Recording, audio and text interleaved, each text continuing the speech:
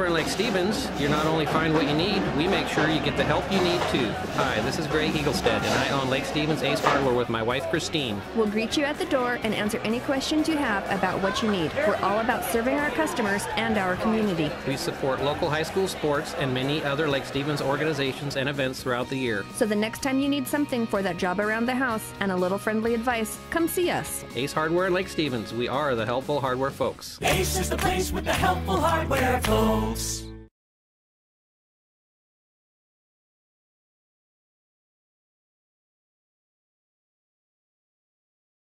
Did you know that Speedway Chevrolet is part of the Lee Johnson Auto family? That means 84 years of serving you the LJ way. Need a truck? We have the perfect truck to fit your needs. Half tons, 1 ton, 2-wheel drives, and 4-wheel drives. Our finance specialists are here to help you, whether you have good credit or bad credit. We're just off Highway 522 at West Main Street in Monroe. Lee Johnson Auto Family, the LJ way.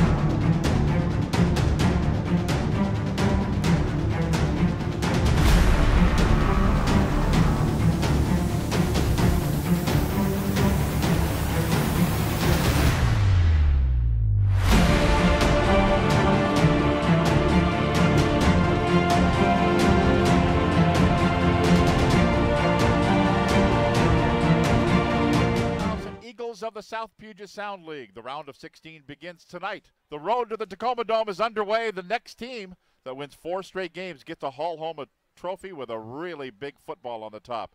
Tonight's game on Fox Sports 1380 FM 95.3, streaming live on EverPost.com, is sponsored by Allstate Insurance Agent Brian Reed, the Lake Stevens Ace Hardware Store, Major League Pizza, Mountain Pacific Bank, Glass by Lund, Snohomish County PUD, by Everett Safe and Lock, Vander Yacht Propane, by Northwest Plus Credit Union, Farmers Insurance Agent Bruce Haugley, El Paraiso Mexican Grill, Team Fitness in Lake Stevens, and by the Law Office of Russell and Hill. We come to you live from Lake Stevens Stadium for this 2017 Class 4A football regional game. Hello once again, everybody. Tom Lafferty with Bill Kusler. Frank Foster on the sidelines for this game between the Eagles and the Vikings. Let's get to our keys of the game, brought to you by Everett Safe and Lock. Okay, Bill Kusler, let's talk about the visitors from the shadow of Mount Rainier. Keys of the game for the Graham-Kapowsin Eagles. Okay, for Graham-Kapowsin, their offensive line must protect their 4-star recruit quarterback, Dylan Morris, who's committed to the UW.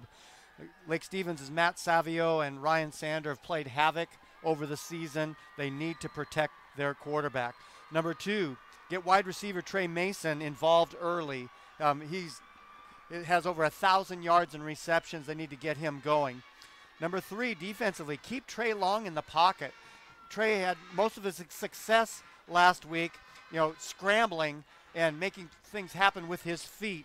And so Graham-Kapowsin really needs to keep him in the pocket. So those defensive ends, outside linebackers, that have to hold their lanes rather than an all-out rush.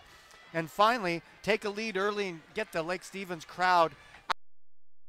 So those are my keys to the game for the Eagles. Thank you very much, Bill. Frank Foster is back with us again this week, roaming the sidelines. Frank, you've got the Ever Safe and Lock keys of the game for the Lake Stevens Vikings. What say you?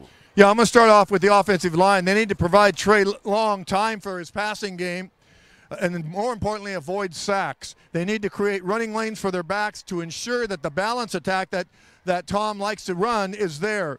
Backs and receivers, you got to hold on to the ball. Trey Long, Be patient. Establish a short game. Get a good feel of what Graham Kapowska is doing defensively. Then consider the deep throws.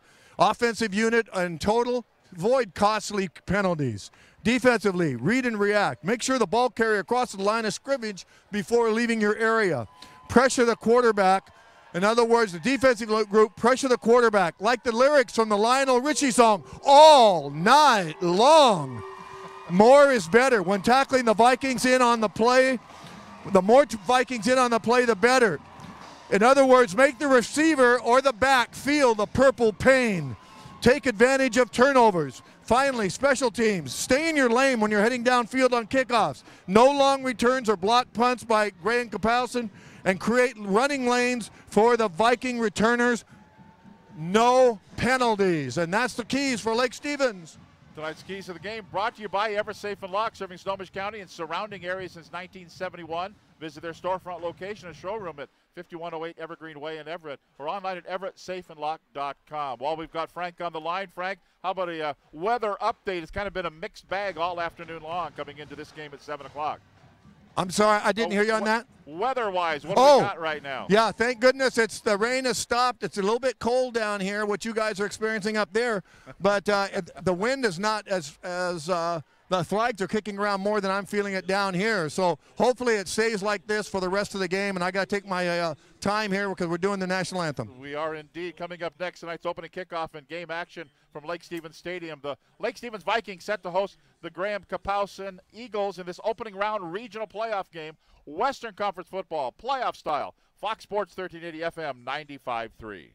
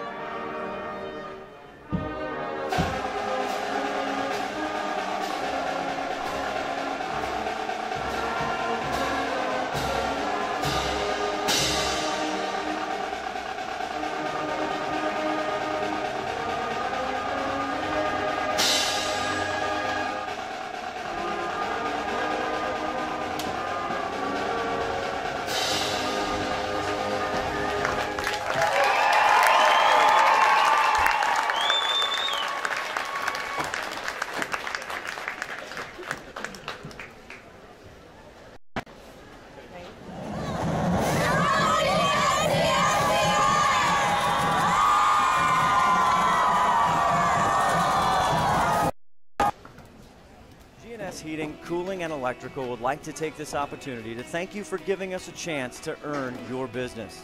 In the next few moments, we will present a broad overview of our company and what goes on behind the scenes that sets us apart from our competitors. G&S was founded in 1977. Since then, we have grown to become a well-known leader in the Puget Sound area for residential, commercial HVAC, and electrical services. Our newest location in Everett is just over 8,000 square feet, with nearly 2,000 feet dedicated to our office staff. It houses our call center, accounting,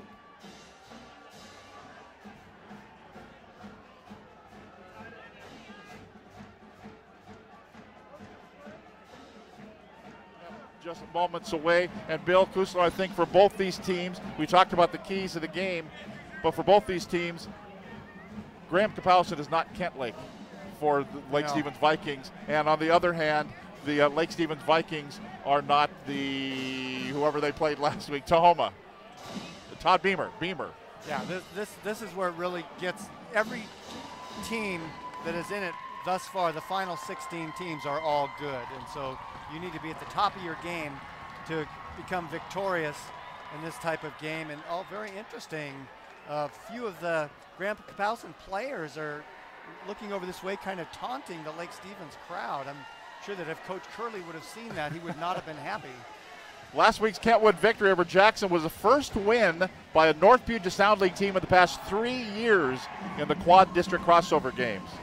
The NPSL are all teams from Kent, Auburn, Federal Way. Since 2015, the NPSL has gone 1-20 in the crossovers and have been outscored 778 to 237. Average final score of 39-11. Can we relegate the NPSL out? Wow. And they used to Kentwood. Yeah, they used to be really strong. And they've gotten the one win in 3 years. Yeah, that's crazy. What that really says is you can't gauge what happened last week as to what's going to happen this week. Exactly. That's why they suit them up and play the game. Here we go. Tonight's opening kickoff brought to you by Farmers Insurance agent Bruce Haugley. Bruce and his staff are proud supporters of Lake Stevens Vikings athletics. At Bruce Haugley Farmers Insurance, they know a thing or two because they've seen a thing or two. We have to do it, Bill. Here we go. We are farmers. Here we go. Tonight's opening kickoff coming up. Graham Kapowsin won the toss. They deferred. Lake Stevens will receive. And here we go. The Vikings will have the ball first. The kick by their excellent kicker who drives actually doesn't drive the receiver, drives the ball about 5 yards deep in the end zone. That's Colin Manners. He is the kicker, and Bill, he is a good one. We saw him warming up before the game. Yeah, he was hitting some 45-yard field goals with room to spare. Opening up, if it comes down to a kicking game, that might be a little of an advantage for Graham Kapowsin. Let's take a look at the starting offensive lineup for the Lake Stevens Vikings from tackle to tackle. Devin Kalani, Logan Bruce Jones, Wyatt Hall, Kyler Peck, and Matt Savello. The tight end is Austin Muir. The wide receivers are Chase Winkler, Anthony Hutchinson, and Ian Hansen. The running back is Tom Lewis, and their starting quarterback is Trey Long. Trey Long, who led them to a shutout victory a week ago. Quad set right, 4 wide receivers out to the right. Long will throw it, screen pass. That's going to be Hansen, grabs it at the 20, then just motors forward out to about the 27-yard line. Put him at the 26, it'll be a 6-yard gain on the little screen pass to the right side. Graham Kapowsin starting at defense in the line. Tommy Loa, Wyatt Minion, Ethan Porter, Jordan Duvall. The linebackers, Villamia Hansen and Aaron Almos. 5 defensive backs, Jeremiah Kakoa, D'Angelo Biggs, Drew Hagan, Casey Childress, and Kellen James. Lewis is in the backfield alongside Long. They put a man in motion, Monorath, and he'll get it headed over to the right-hand side. Missed by one man, heads upfield and gets a first down. He's going to get about 5 yards, put him out to the 31-yard line. We've got a flag down, though. He turned the corner, headed upfield, Monorath did, and then got tripped up at about the 30, but fell forward for a first down. And now we're going to have a holding penalty against the Lake Stevens Vikings, and that'll negate that play. Well, Frank was talking about the fact that Lake Stevens, very little margin for error, and you can't hurt yourself with penalties. And on the second play from scrimmage, they are going to be marched back. That was a nice effort on the run for Monorath. He had a nice little cutback, found a little seam, but all for naught, so they will be backing them up and will force a second down, 14 yards to go now, back at the 16-yard line. So from the point of the infraction, backs them up 10 yards. Double running backs flanking each side of Trey Long, and they're going to play action pass it. He's going to look to throw. He's not going to throw. He's going to go down for a sack. Down and sack all the way back. Now the ball was on the ground, and it's going to be Graham Kapowsin football. Long went down in a whole heap of players, his own and the guys in white from the other team, and it's going to be a turnover inside the 10, first and down, and goal to go for Graham Kapowsin. And Long took a long time to pick himself up from the turf. He's running off okay now, but he was just crushed by that defensive line of Graham Kapowsin. They all held in their lanes. They did not allow him to scramble outside. Got the sack, strip sack, and the fumble recovery. Great field position for the Eagles. Dylan Morris, a couple of years from now, you're going to be cheering for him. He's going to be wearing purple down on Montlake. Right now, he's going to hand off the football. It's going to be Smith who carries it across the 5 down to the 4-yard line, right straight up the gut. About a 4-yard gain. The Eagles starters in the offensive line, Kyle Bushman, Ethan Porter, Brandon Ford, Chris Sparks, and Gavin Smithson. The tight end is Tyler Wheeler. The wide receivers, Thomas Wheeler, Ethan Dowdy, and Trey Mason. The halfback is Micah Smith, and their quarterback, Dylan Morris. Dylan Morris, 6'1", 195-pound junior this last summer. There's some pictures on Twitter of he and Coach Pete. And he said, I'm going to be a Husky.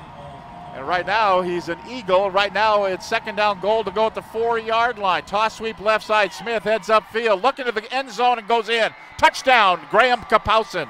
4-yard dive, Micah Smith. Boy, that turnover just bites big time the Lake Stevens Vikings. And all the momentum to Graham Kapowson early off of that sack and fumble, and it all started because of that holding penalty against Lake Stevens. Lake Stevens would have had a first down, but that holding penalty made them a 2nd and long. The strip sack, the fumble recovery takes Graham Kapowson just 2 plays to punch it into the end zone.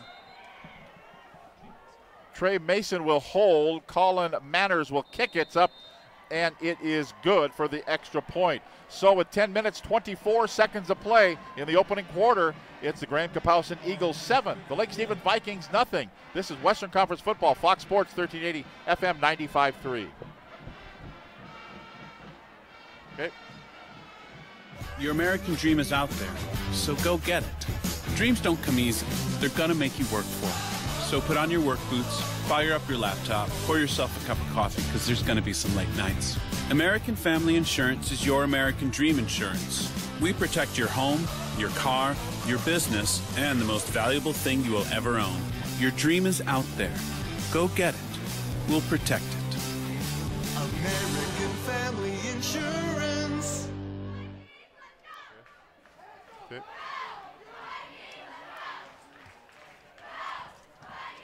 Is this a 30?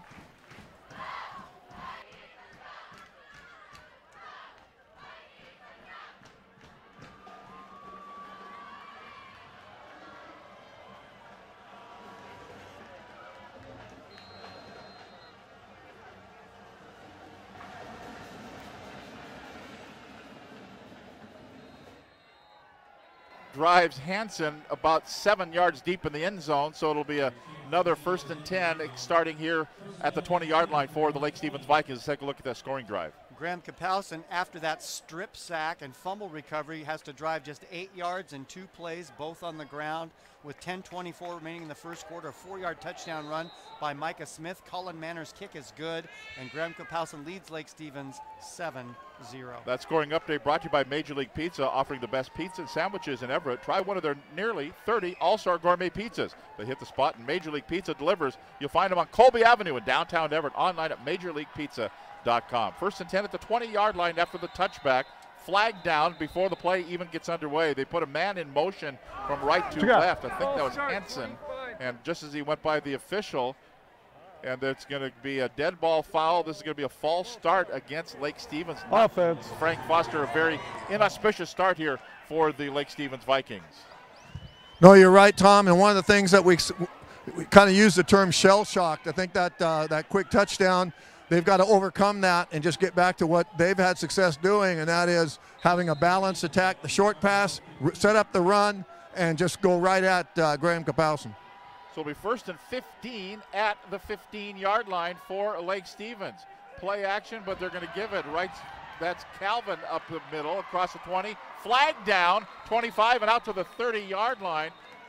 That's a 15-yard run. That was Austin Calvin on the run, right straight up the middle. But then he got a face mask. Personal foul, face mask. mask. So this is going to be tack on another 15. He got 15. Give him 15 more. Double your pleasure, double your fun, and he'll put them all the way out. And at this point, Bill, the Lake Stevens Vikings will take it any way you can get it. Yeah, exactly. That's a huge penalty, a big gain, and a momentum changer. Yeah, usually. Where are the double mint twins these days? That's Just right. curious. They're about 75, 80 years old is where they are. Right. at the 44-yard line, ball in the center of the field. 1st and 10 now for the Lake Stevens Vikings on their second possession. The first one ended in disaster. Montarath in motion, play action to him. He gets a block. Second block now throwing in desperation into a big crowd, and it's caught. It's caught at the 27-yard line. Anthony Hutchinson, 28 yards all the way down inside the 30-yard line, and he got squished as soon as he caught the football. That was a great play by Hutchinson because really Trey Long was throwing that ball up for grabs, and there were 2 defenders there, and then Hutchinson just got a beat on the ball and outfought the defenders for the football.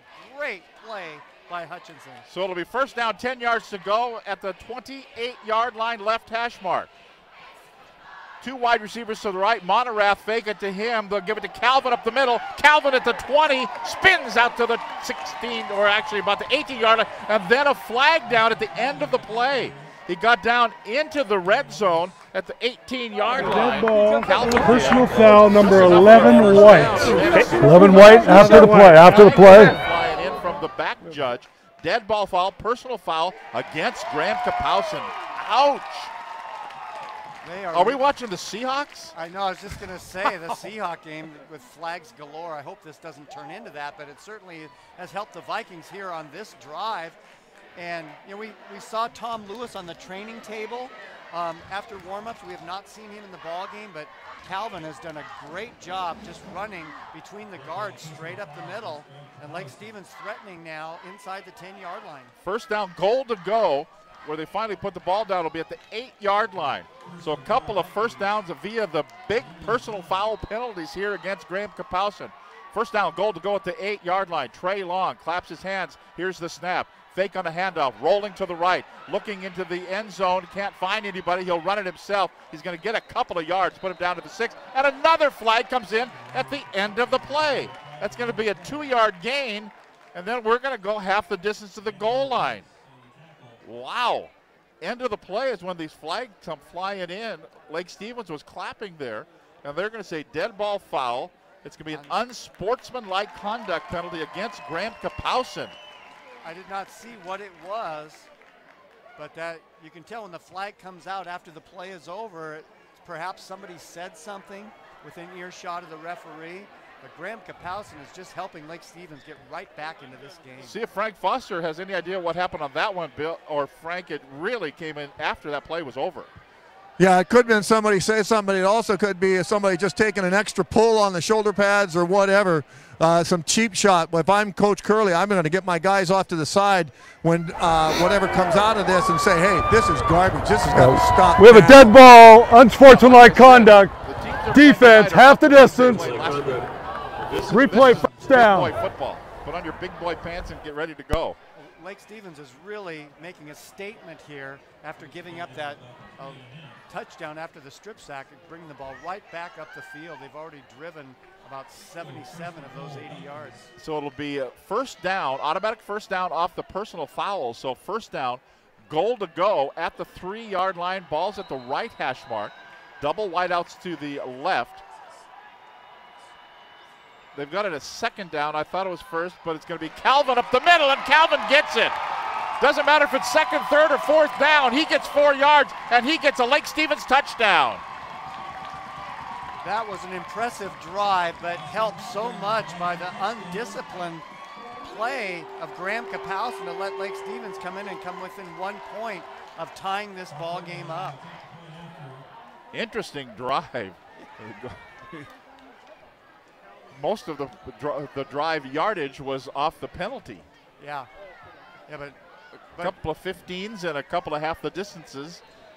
Austin Cameron to hold. Brock Widman to kick it. Trying to tie the ball game. It's up and it is good. And we are tied with 9 minutes and 19 seconds to go in the 1st quarter. It's Lake Stevens 7. It's Graham Kapowson 7. This is Western Conference football. The playoffs on Fox Sports 1380 FM 95.3. All frustrated with the high cost of heating and cooling our homes. At G&S, we are completely changing the way you keep your home comfortable. Our Mitsubishi ductless heat pumps allow you to control the temperature in each room separately, all of which can be controlled from your smartphone or tablet. Because we are the mini split experts here in Washington, we can design a perfect system for you, one that will save you a lot of money on your utility bill. Call G&S Heating, Cooling, and Electrical today or visit us at gsheating.com.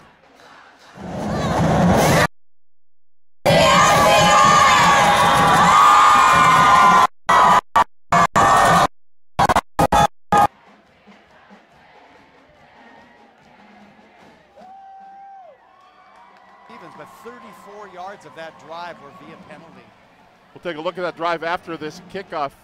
Let's have the officials. The referee is Dean Corcoran from Snohomish County. The umpire is Leo Salgado from Tacoma. John Herberholtz from Tacoma is the linesman. From Snohomish County, Don O'Neill is the line judge. A back judge, Pat Sievers. And the alternate is Joel Taylor from Snohomish County as well. Here's the approach. So mixed crew. The approach to the kick, end over end, taking it at the 10-yard line. Biggs at the 15, 20, crossfield, 25 at the 30, 35 out to the 40, breaks free at the 45 at the 50, down the left sideline, finally stepped out of bounds. See where he stepped out of bounds, but a big return there by Biggs, put him at least into Lake Stevens territory, and they're going to put him out of bounds at the 41-yard line, 1st and 10, short field for Graham Kapowson. Lake Stevens' drive goes 80 yards in 4 plays. 3 on the ground, 1 through the air, taking 1 minute and 5 off the clock. The big play, a 28-yard catch by Anthony Hutchinson from Trey Long to set it up, and 34 yards worth of penalties. The drive finished off a 4-yard touchdown run by Austin Calvin. Widman's kick is good. With 9:19 remaining in the first quarter, we are all tied at 7. First down, 10 yards to go at the Lake Stevens 41-yard line. Morris rolls right, looks downfield, has a man, overshot, incomplete. That scoring update brought to you by the Lake Stevens Ace Hardware Store. Ace is the place with the helpful hardware, folks. Stop by and visit Greg and Christine Egelstad at the Lake Stevens Ace Hardware Store. So an incomplete pass by Morris brings up now 2nd down, 10 yards to go at the Lake Stevens 41-yard line for Graham Kapowson. Graham Kapowson in the white jerseys, white helmets, white pants, blue numbers and orange trim, moving from left to right at the 41-yard line. 2nd down, 10 yards to go. Morris, empty backfield. Out of the shotgun, here's the snap. Gets it, looks. Quick screen right over the middle. That's going to be Biggs who makes that catch right over the middle in traffic. He's going to get a 5-yard gain, put him down to the 36-yard line.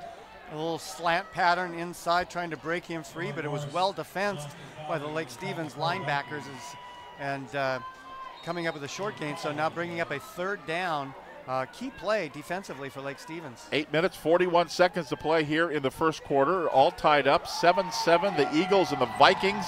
And it's 3rd down, 5 yards to go for Graham Kapowson from the 36-yard line. Running back to the right of Morris. He drops back to pass, steps up, throws. It's going to be complete. All by himself at the 20. That's Mason and into the end zone, touchdown. Caught it at the 18-yard line and then turned around. There weren't nobody there, and he just went untouched into the end zone. 36 yards, touchdown for Graham Kapowson. Yeah, Anthony Hutchinson on the coverage and got in front, maybe trying to look for an interception, but that ball high where only the receiver could catch it, and he went up to get it, and Hutchinson fell down, and he was able to easily scamper into the end zone.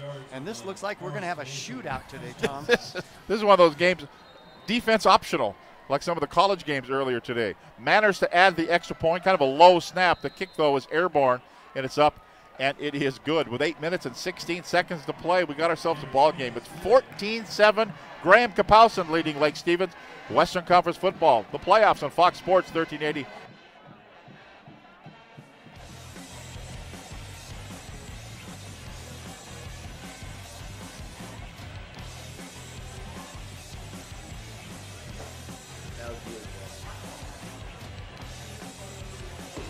Yeah.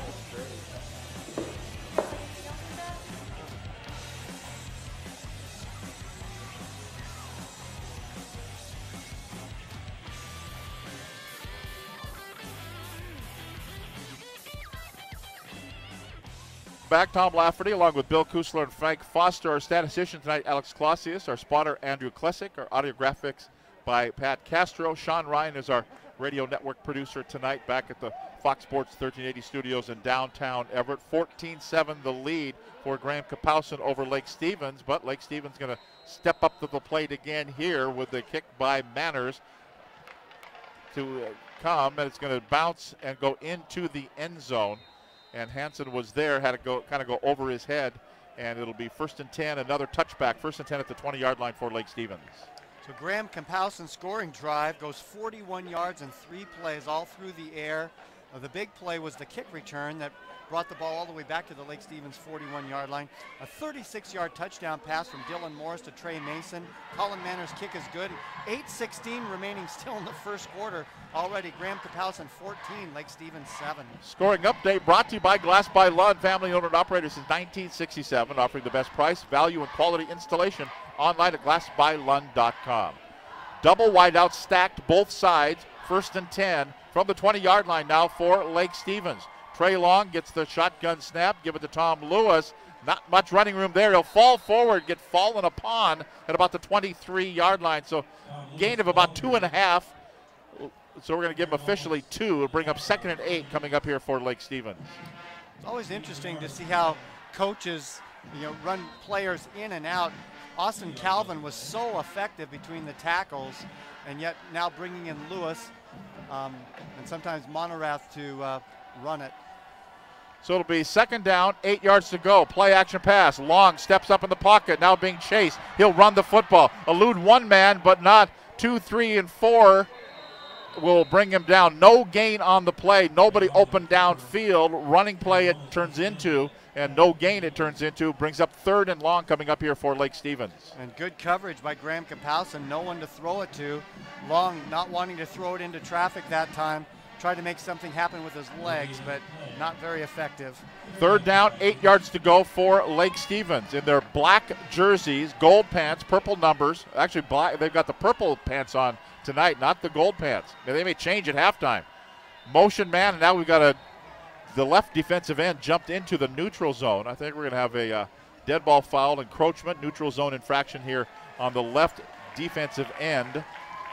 And he jumped in there, give him 5 yards.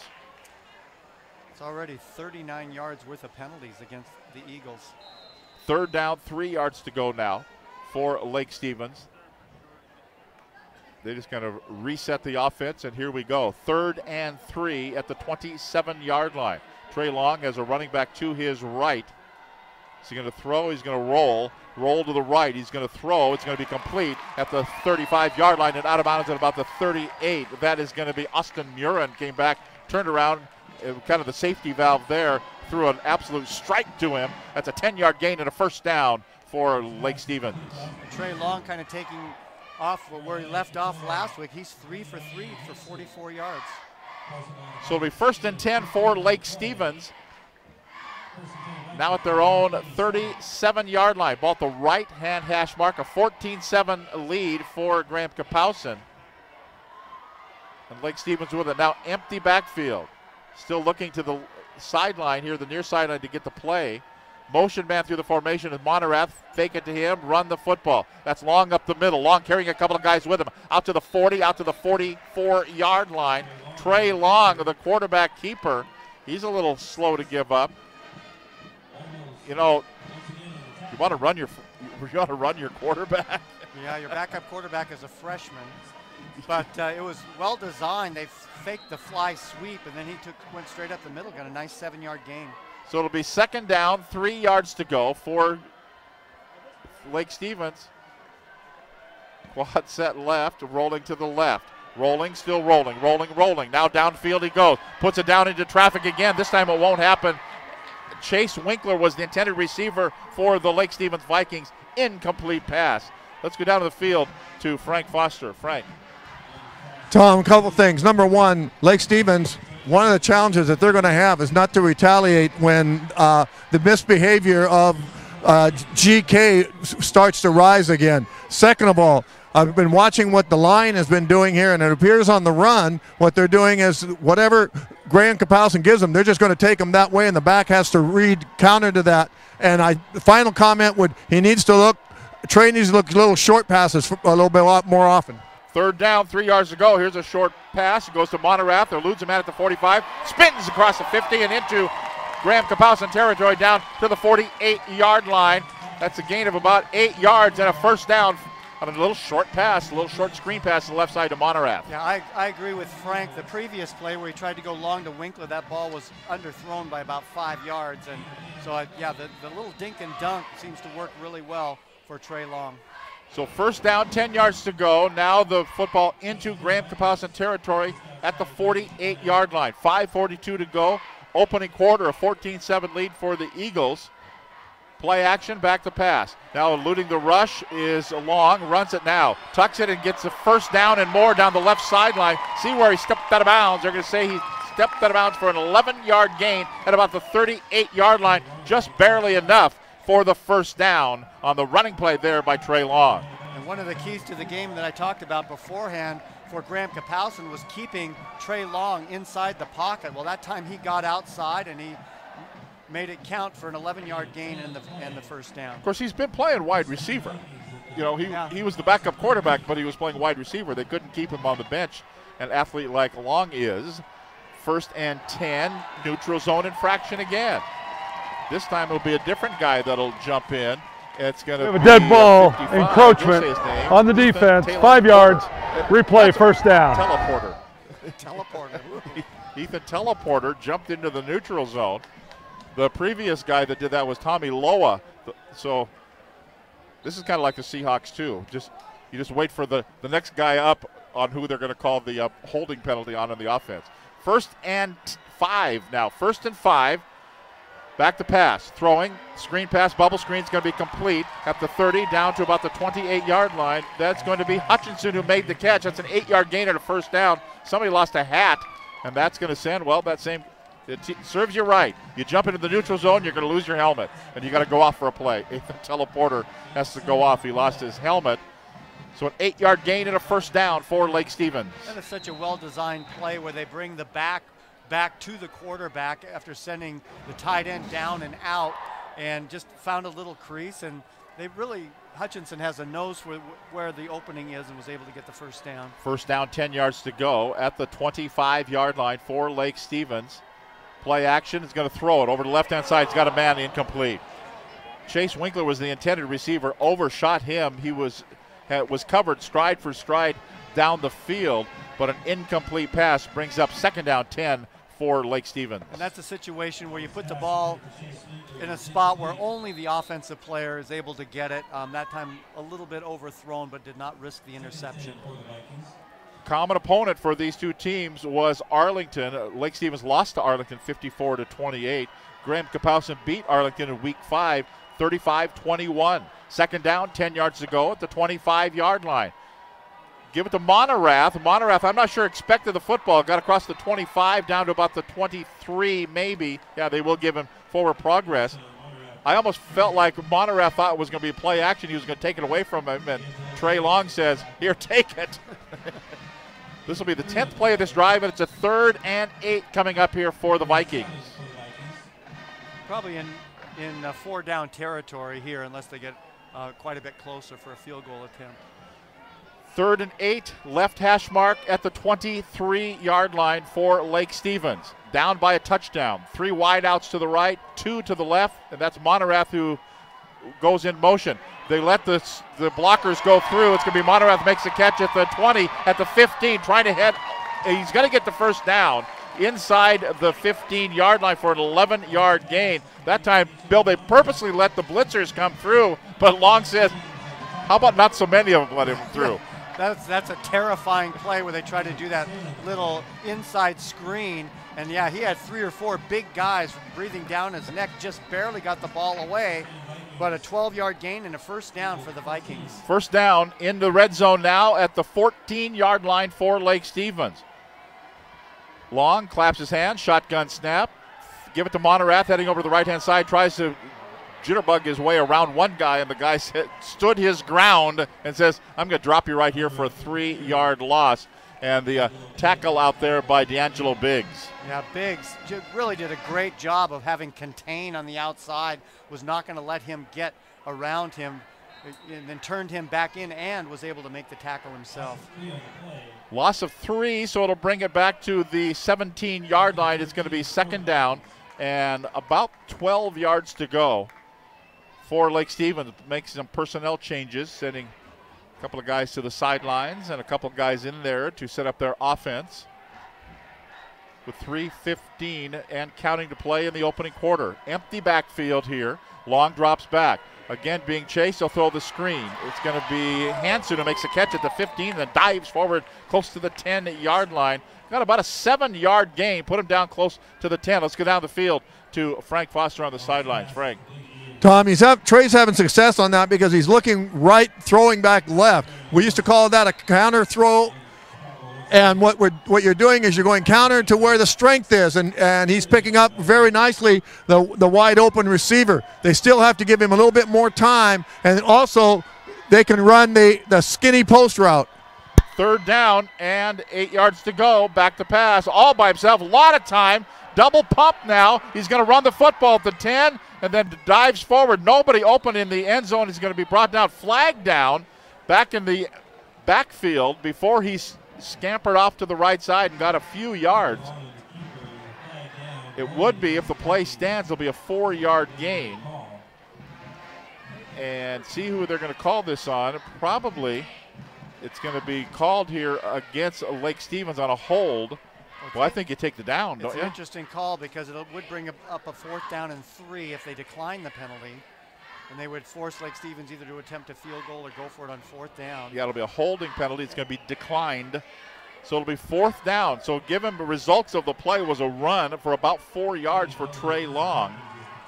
And he's going to be inside the 10, put him at about the 7. It'll be 4th down.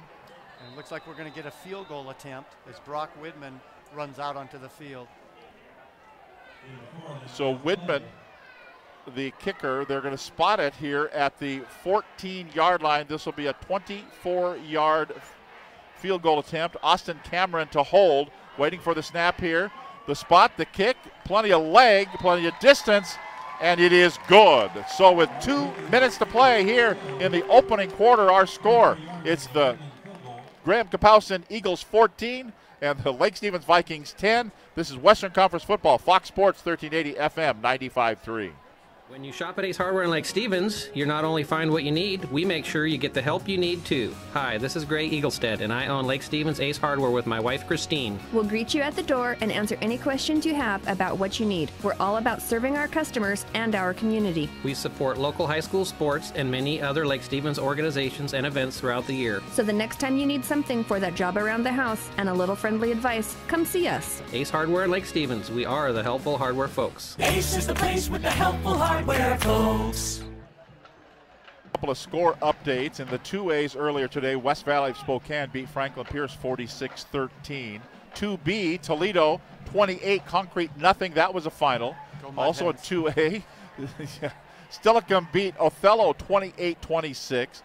In the 2Bs, Liberty 57, Lyle Wishram 14. These scores just in. 3A score, Rainier Beach beat Mount Spokane 28-21. And in the 4th quarter, Timberline leading Kamiakin. That could be a surprise. Timberline 19, Kamiakin 14. That's in the 4th quarter. Here it's 14-10, Graham Kapowsin and Lake Stevens to kick the football. End over end, fairly deep. It's going to be carried out of bounds. Biggs caught the ball, should have let it go. It would have been at the 35-yard line, caught it, and his momentum carried him right out of bounds at the 8-yard line. So it'll be 1st and 10, deep field start here for the Eagles. Well, consecutive great plays for Brock Widman. First, he was able to kick that field goal, and that time he pinned Biggs on the sideline. Biggs had a big return earlier, but that time he just scampered, and all of a sudden his foot was on the end line. So really poor field position, and we'll wait till after this offensive play to give Lake Stevens' latest drive. So here comes Graham Kapowsin, Dylan Morris at the controls. It's 1st and 10. They're starting at the 8-yard line. Smith will run the football, give him some breathing room out to the 10, 15, and out to the 16-yard line. It's an 8-yard run for Micah Smith. Lake Stevens drove 66 yards in 13 plays, 6 on the ground, 7 through the air. That drive took 6 minutes and 16 seconds off the clock, ending up with a 24-yard field goal by Brock Widman. And with 2 minutes remaining in the 1st quarter, it's Graham Kapowsin 14, Lake Stevens 10. That scoring update brought to you by the Law Office of Russell and Hill, proud sponsors of the Boy and Girl Athlete of the Month and Athletes of the Year program, Russell and Hill. 2nd down as the rain starts to fall and a yard to go. Throw the ball. It's going to be complete to Ethan Dougherty. Daughtry makes the catch all the way out at the 29-yard line in traffic, double coverage, and he made the catch. That's interesting because the ball kind of bounced out. I don't know that he had possession long enough, but we will find out. Did he complete the process? No. I don't think he did. The ball came bouncing out. They were going to call it an incomplete pass. Frank Foster, you were right down there field level. What did you see on that one? Lake Stevens was claiming they intercepted it, and the referee said no, incomplete pass. Wow. So it could have been a completion, could have been an incompletion, or could have been an interception. They're going to say incompletion, 3rd and 1 here. Throw the ball, complete. Screen pass, that's Mason at the 20, 25, and then kind of stiff-armed a man, got out to the 28-yard line out the left side. So a 14-yard gain and a first down for the Graham Kapowsin Eagles out of the South Puget Sound League. That was just a great block by Ethan Doherty. He had his man walled up and allowed that play to develop and get outside for the first down. First down out to the 30-yard line. The rain starts to fall here in Lake Stevens. Ball at the left hash mark. Sideline out to the left, running room to the right. They have a single wide out to the left, doubles to the right. Backs are in the eye under center. They throw it. That's going to be Wheeler, eludes a man at the 35 and then falls forward to the 38-yard line. There's an 8-yard gain on the little screen pass right side and puts it out to the 38, brings up second down and about 2 yards to go for Graham Kapowsin. Dylan Morris now is 4 for 6 for 63 yards. And just every pass he throws is such a tight spiral. You can see why the University of Washington was interested in him. Second down, and he's only a junior, already committed. Second down, 2 yards to go. Under center here is Morris. Backs in the eye behind him. Give it to the tailback, Smith. Smith will just kind of burrow his way right straight forward for a 3-yard gain to the 41-yard line. Needed 2, got 3, moves the sticks. First down, Graham Kapowsin. So when you were a junior in high school, were you already a commitment to the Bellevue University Choir? Yes, I was. The Bellevue, they're the Bulldogs now. They were the helmsmen back then. So at the 41-yard line, it'll be first down, 10 yards to go. It's a very methodical drive. Down to about 18 seconds to go. This will probably be the last play of the first quarter at the 41-yard line. Backs in the eye again. Smith will get it, trying to turn the corner left side. He does. Heads upfield to 45 and rolls out to the 46-yard line. And that will indeed be the final play of the first quarter. We've got a barn burner here in Lake Stevens tonight. It's the Graham Kapowsin Eagles 14, the Lake Stevens Vikings 10.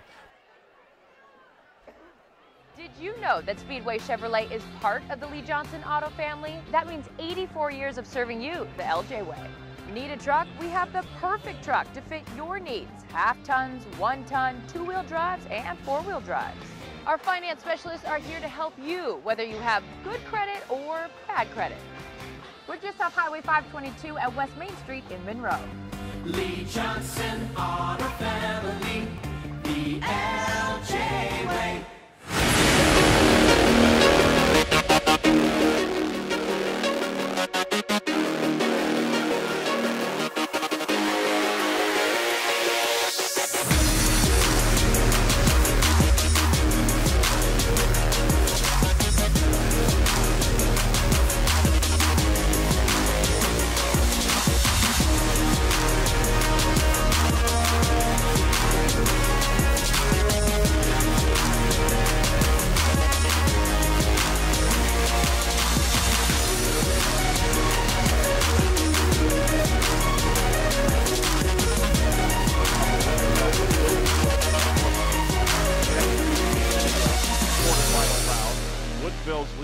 Right now 28-0 at the end of the first quarter of that game down at Popkini Stadium in Bothell. Here it's 14-10, Graham Kapowsin, and Smith will get the call on a 2nd and 5 play from the 47-yard line. Gets about 2 on the little 2-yard dive play to the 49-yard line. So it'll bring up 3rd down here for the Eagles. All of a sudden the rain begins to fall, which could affect the quarterbacks here as time goes on. 3rd down, 2 yards to go for Graham Kapowsin in their white jerseys, white pants, white helmets, kind of a color rush here in white. Blue numbers and orange trim. Moving right to left here in the second quarter. 3rd down, 2 yards to go, just shy of the 50-yard line. Screen pass, right side complete. 50, Wheeler, 45, and out of bounds into the bench area for Graham Kapowsin. down the far side for an 11-yard gain, down to the 41-yard line. 1st and 10 into Lake Stevens territory. Go the Eagles. One of the things I've been really impressed with Graham Kapowsin is how well their wide receivers block. Get that little quick pass out to the outside. They got 2 of their smaller receivers out there, but they are sustaining their blocks and allowing the ball catcher to maintain and run downfield for the first down. From the 41-yard line, shotgun snap. Morris steps up in the pocket, fires an absolute bullet right down the middle. Trey Mason was the intended receiver, could not make the connection. Incomplete pass. Yeah, that's right. That ball was never more than about 5 feet off the ground for about 30 yards. What a strong arm. So this will be the 10th play of the drive coming up here. They're keeping the football dry if they can at the 41-yard line. 2nd down, 10 yards to go. Graham Kapowsin, a winner last week in the Quad District crossovers, beat Todd Beamer, blanked him 31-0. Morris, that game 14 of 23, 188 yards and 2 touchdowns. Here it's going to hand off to the tailback Smith, and Smith will kind of dive forward across the 40, put him down to the 39-yard line. So a 2-yard gain on the running play here by Smith. Micah Smith, the ball carrier. We're a minute into the second quarter, a 14-10 lead for Graham Kapowsin, and they're on the move. Facing a 3rd and long coming up here, though. You don't like to say that early in the second quarter there's a really key moment in the ball game, but this might be it for Lake Stevens if they can hold on this 3rd and long.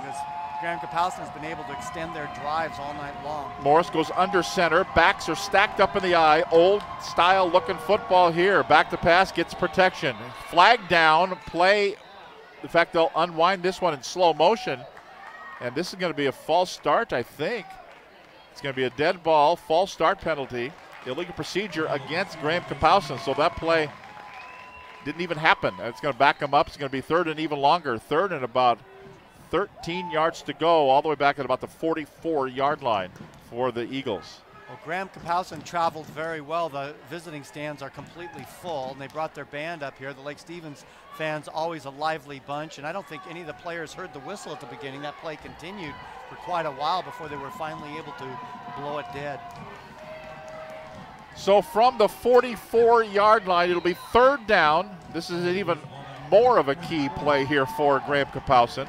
3rd down, 13 yards to go from the Lake Stevens 44-yard line. With a 14-10 lead, Graham Kapowsin now out of the shotgun. Rolling to the left. He will throw. He will be knocked away and incomplete. It was,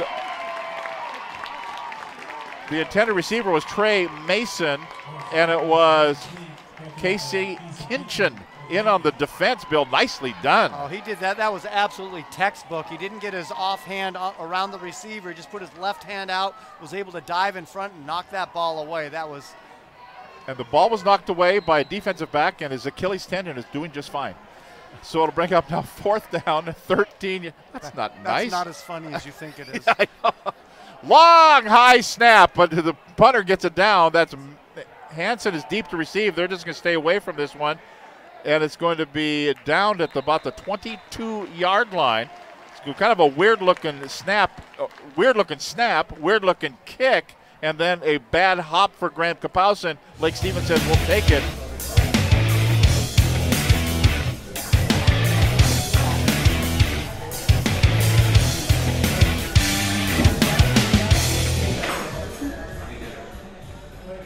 And now let's see if the offense can take this momentum that the defense has given them and turn it into points. The rain is falling, the wind is swirling, and it's 1st and 10 for the black-clad Lake Stevens Vikings. From the 24-yard line, their own 24, motion man through the formation is Hansen, but they'll get the football. Lewis carries a couple of guys with him across the 30 out to the 33-yard line. That's an 8-yard gain for Tom Lewis. Let's go down the field to Frank Foster in the rain. Frank. Yeah, Tom, it is getting wet down here, but it doesn't seem to affect the team. Well, that was a great call because what they're doing a counter play. They're faking it to the first back and then give it to the second one. They're doing that because Graham Kapowsin is overplaying defensively. We're going to give him 9. It's going to be 2nd down and a yard to go. Hansen through the formation, but they're going to give it on a handoff. Lewis will carry across the 35 and get the first down out to the 36-yard line. Straight dive play right up the middle. A 3-yard gain and a first down for Lake Stevens. And being very patient on that play. The hole didn't open up right away, and so he waited, and then he was able to sneak through there. Lake Stevens also got a win last week in the Quad District crossovers over a North Puget Sound League team. 51-0 over Kent Lake. Trey Long in that game, 18 of 25, 245 yards and 4 touchdowns. 1st and 10, 36-yard line for Lake Stevens. Shotgun snap here for Trey Long with wideout split both ways, but Lewis will get the running play and he'll carry right straight forward for about 2, put him out to the 38-yard line is where they'll put him down.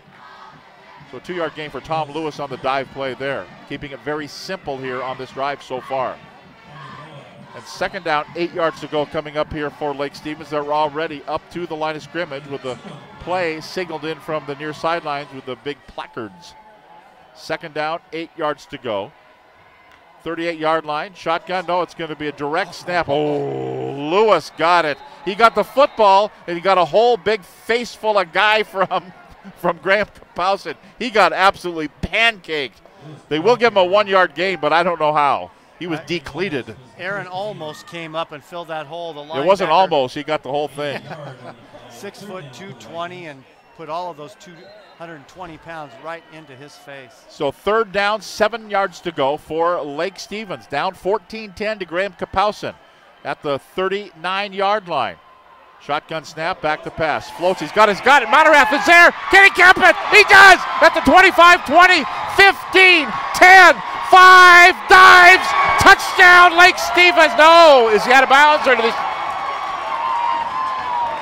At the 1-yard line, 54 yards, it was Bill Ringling Brothers, Barnum and Bailey juggling act going down the field. He had to go back and get the football 3 times. Yeah, nobody had him. He was about 10 yards beyond the first defender, and he would have scored easily had he been able to grab that ball right away. But he bobbled that thing 3 or 4 times. But luckily for Lake Stevens was finally to be able to bring it in. He tried to angle himself to the pylon, but his last footstep stepped out of bounds at the 1-yard line. But a huge break for Lake Stevens as they try to go back in front. All I could hear was Carl King's, Barnum and Bailey's favorite. Here we go. Fumble. Fumble, who's got it? Graham Kapowson. A fumble. He tried to hand off, and the ball went up in the air, dropped on the ground, and is going to be Brandon Roberts who will recover the football. Turnover gives it right back to Graham Kapowson. Ouch. Oh, those turnovers are just killing Lake Stevens. One on their own 8-yard line that set up Graham Kapowson's first touchdown, and now they have a 1st and goal at the 1. Same spot, and the 8-yard line. They fumble the ball away, and Graham Kapowson recovers it at about the 7 or 8-yard line. Oh, huge disappointment for the Vikings. Dylan Morris, shotgun snap. Smith runs, open field, 25-20. Eludes a man at the 30, still running out to the right side at the 40, up the right side at the 50, outside the numbers at the 40, still running at the 35-30. He's got a cordon of his own players. Goodbye, touchdown. 93 yards, touchdown, Graham Kapowson. Ouch, ouch, that turnover hurts. The game has totally turned around on one play. Not only did Lake Stevens fumble from the Graham Kapowson 1-yard line, but then they kind of got their daubers down a little bit, and they allowed Graham Kapowson on the next play to allow Micah Smith to motor 93 yards for a touchdown. In the last 30 yards, he had about 5 white jerseys escorting him down there, no one in purple, and Graham Kapowson starting to take control of this game. It was like a presidential motorcade down the right side. He does nothing but white shirts with him. Manners to add the extra point. It is up, and it is good. So with 7 minutes and 34 seconds to go in the first half of action, our score is the Graham Kapowson Eagles 21 and the Lake Stevens Vikings 10. This is Western Conference football. Frustrated with the high cost of heating and cooling our homes. At GNS, we are completely changing the way you keep your home comfortable. Our Mitsubishi ductless heat pumps allow you to control the temperature in each room separately, all of which can be controlled from your smartphone or tablet. Because we are the mini split experts here in Washington, we can design a perfect system for you, one that will save you a lot of money on your utility bill.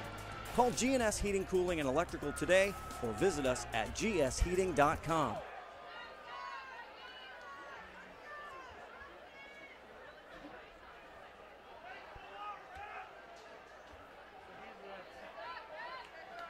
That hurt, that one. Oh my gosh, that unbelievable. As Graham Kapowski goes 93 yards in one play. Took 10 seconds, kind of Olympic speed. 93-yard touchdown run by Micah Smith. Colin Manor's kick is good with 7:34 remaining in the first half. Graham Kapowski 21, Lake Stevens 10. Lake Stevens should have a 17-14 lead right now, but turnovers just absolutely kill you. And that one was turned over and turned right into 7 points one play later. Manners to kick it. It's going to go into the end zone. That's going to be a touchback. You can't run it out in high school football anyway. Let's go down to the field to Frank Foster on the sideline. Frank, that just really hurts, that one.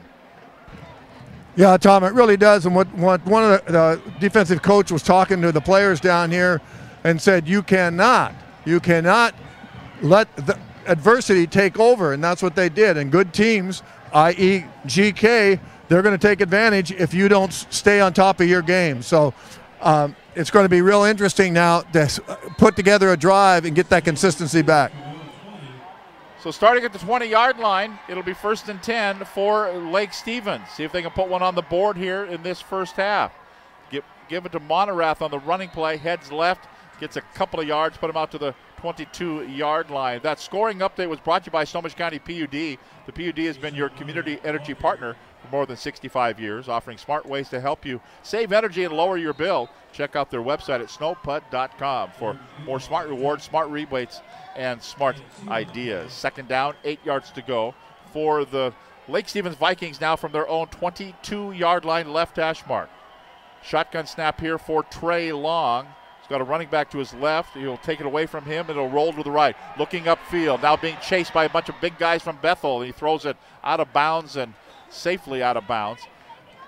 I'll tell you what, Bill, a couple of those. In fact, that's the guy that when I went down to the restroom before the game, 24 for the Graham Kapowski Eagles was getting taped up too. Yeah, Tommy Loa, 6'4", 240 of solid rock. Yeah, his body fat is probably like 0.1%. And he's kind of scary looking too. And he's fast. Yeah. You see him chasing Trey Long there. Yeah. 3rd down and 8 yards to go here for Lake Stevens. Long will wait for the snap. Here it is. He's going to throw the screen. Oh, Hutchinson was the intended receiver, hit the helmet of one of the defenders who came right in the way of Hutchinson. He just watched the ball carry him away. And you can look at the body language of Lake Stevens on this side, and they better get some spirit back, or this is going to be a cakewalk for Graham Kapowski. You know, Frank is right. You know, you have adversity, but you got to fight through it, and Lake Stevens right now is just not fighting through it at all. All of the momentum GK's way. Biggs is deep to receive. This is a punting situation here on 4th and 8. As Widman will kick it from about the 13-yard line, puts a wobbly kick, bounces at the 50, kind of takes a sideways angle, and it'll be down right on the 50-yard line. So it'll be 1st and 10, another fairly short field here for Graham.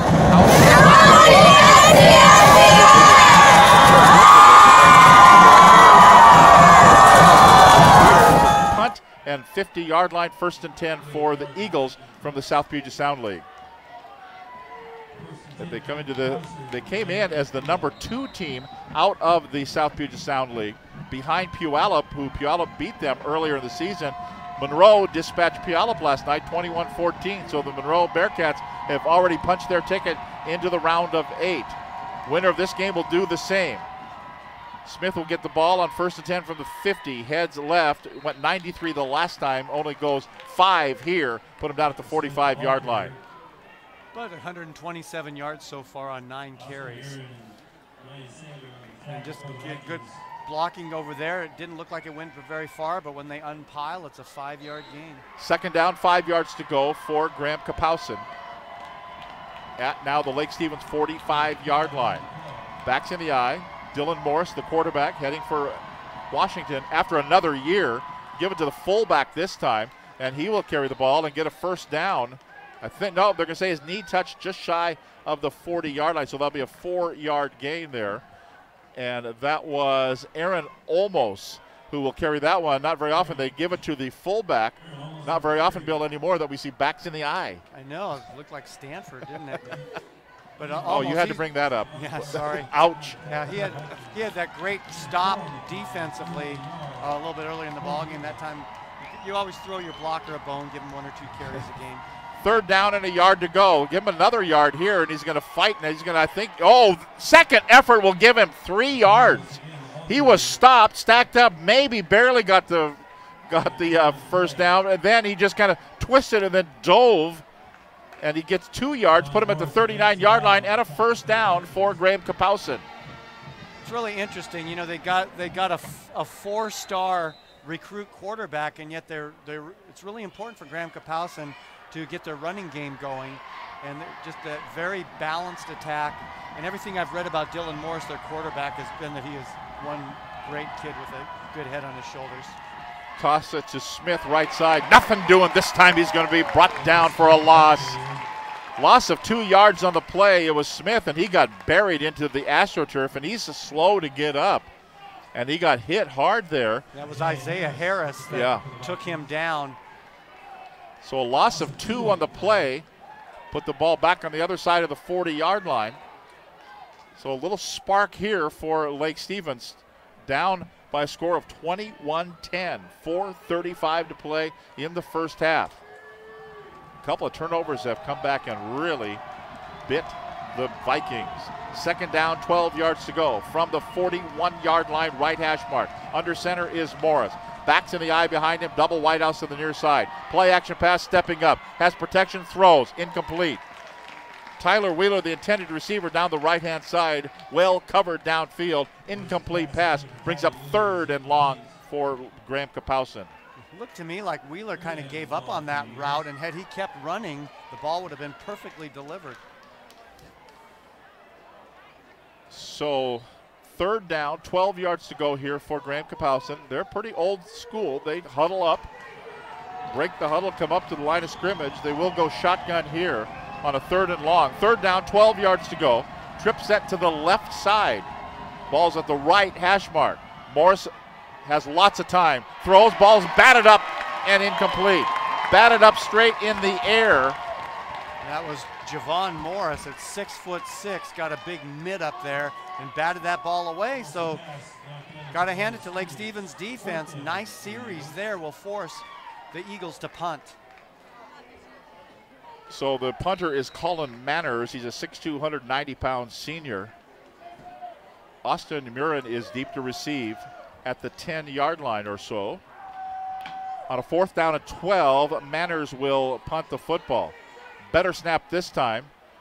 Not as good a kick, a very high kick, but that'll probably what they want. They're going to get a bounce here inside the 10. It rolls down at the 8-yard line. So that is where the Lake Stevens Vikings, and Bill, you talked about key spots in the ball game. I think they have to score before halftime, or it's over. Yeah, momentum-wise, I think that's really important. Even if it's a field goal, to get down there and put some points. They got 4 minutes and 1 second remaining in the half. They're going to have to travel a long way, over 90 yards with this drive in order to score a touchdown. But just get something positive going after that tremendously difficult turnover they had at the 1-yard line of Graham Kapowsin. Lake Stevens with 3 timeouts and 4:01 with an 11-point deficit. Trey Long, the quarterback, stands with a shotgun. He's standing on about the 2-yard line. It's 1st and 10 from the 8. Motion man. Monorath will get it. Heads over to the right-hand side. Tries to turn the corner. Bill, the plays that worked last week and for most of the Western Conference season, you turn the corner and you got to make the turn. Here, you just leave your blinker on and you get shoved to the curb. Well, the defensive coaches for Graham Kapowsin have obviously taught their corners and their outside linebackers and defensive ends as well. Don't go straight to the runner. Hold your lane and turn them in. That's what they've been doing so well in this game. Yeah, they set the edge. So 2nd down, 10 or 8 yards to go. Back to pass.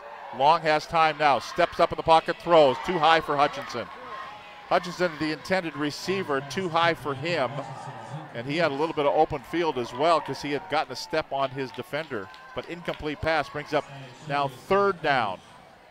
Boy, the 3rd downs roll up quick here for Lake Stevens tonight. Yeah, that's a 3rd consecutive incompletion for Trey Long after hitting on that 54-yard pass. 3rd down, 8 yards to go for Lake Stevens. Down 21-10 with 3:18 to play here in the opening half. Loser out, winner to play, probably Woodinville. Woodinville has a 28-0 lead in the second quarter over Kentwood. 3rd down, 8 yards to go. Shotgun snap. Standing at the goal line now is Long. Now we'll just throw it down the seam to Mirren. Made the catch at the 45-50 and downed all the way to the 40-yard line. Mirren, very kind of a slow play to develop. He turned around, the ball fell into the bucket, and he got the football all the way down to the 41-yard line. 1st and 10, Lake Stevens. That's a situation where Long is just throwing it as far as he absolutely can throw it. Hutchinson and Mirren were both in the area, and Mirren made a great catch, 49 yards, giving Lake Stevens a 1st down in GK territory. 1st and 10 at the 41-yard line. Motion man out of the backfield is Monerath. They'll throw the screen, bubble screen to him. It's complete at the 40. Heading to the sideline at the boundary at the 35, flag down and went out of bounds. That's going to be a hold.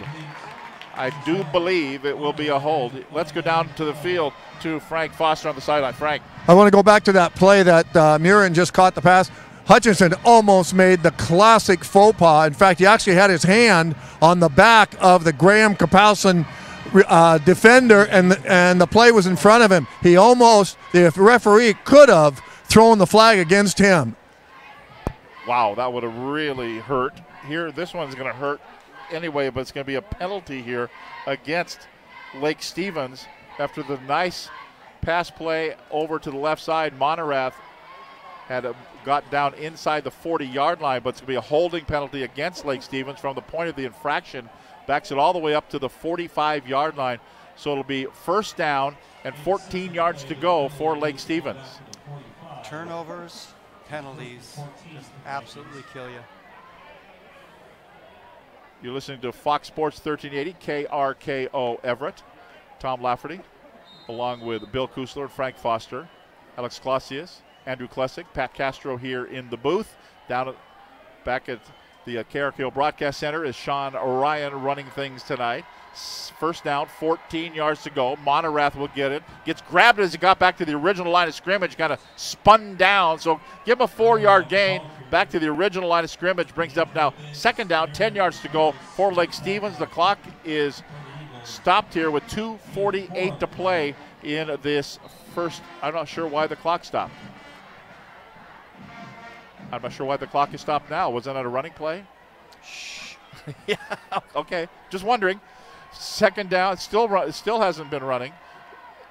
They will go on a play action, rolling back to pass. Being chased, he throws. It's going to be intercepted at the 35-30. Out at the 40, 45, and then down as Jeremiah Kakoa made the interception. At that time, a couple of guys from Graham Kapowson right in the grill of Trey Long, and he just threw it up for grabs and a pickoff. Yeah, that's just inexperience. He's running backwards as fast as he can go, and you just cannot get enough on the football running back to try to throw it that far, and that was underthrown by 10 yards, an easy interception, and that's the 3rd turnover for the Lake Stevens here tonight, and this could be a killer if Graham Kapowson can polish this drive off with a score. So it'll be 1st down, 10 yards to go for Graham Kapowson, now starting at the Monroe 43-yard line.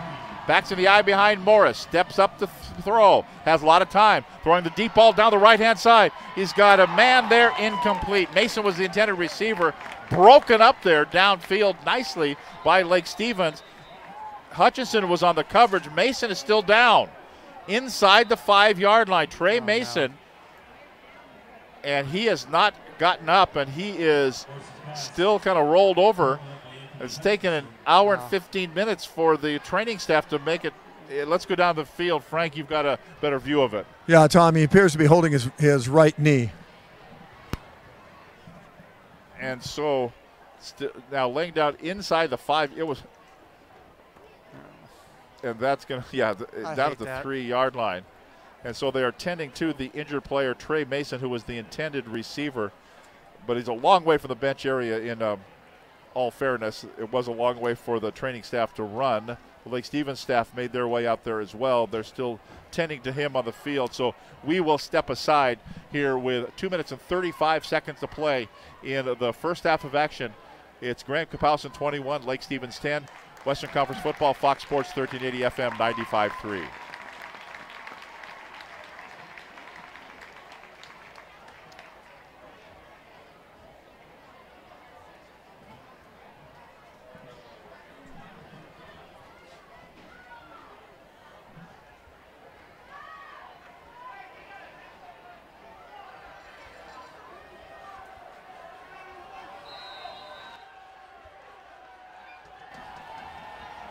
Okay.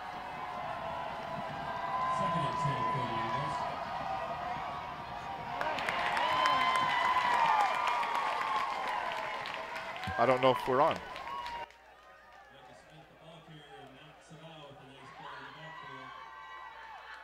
So are we off?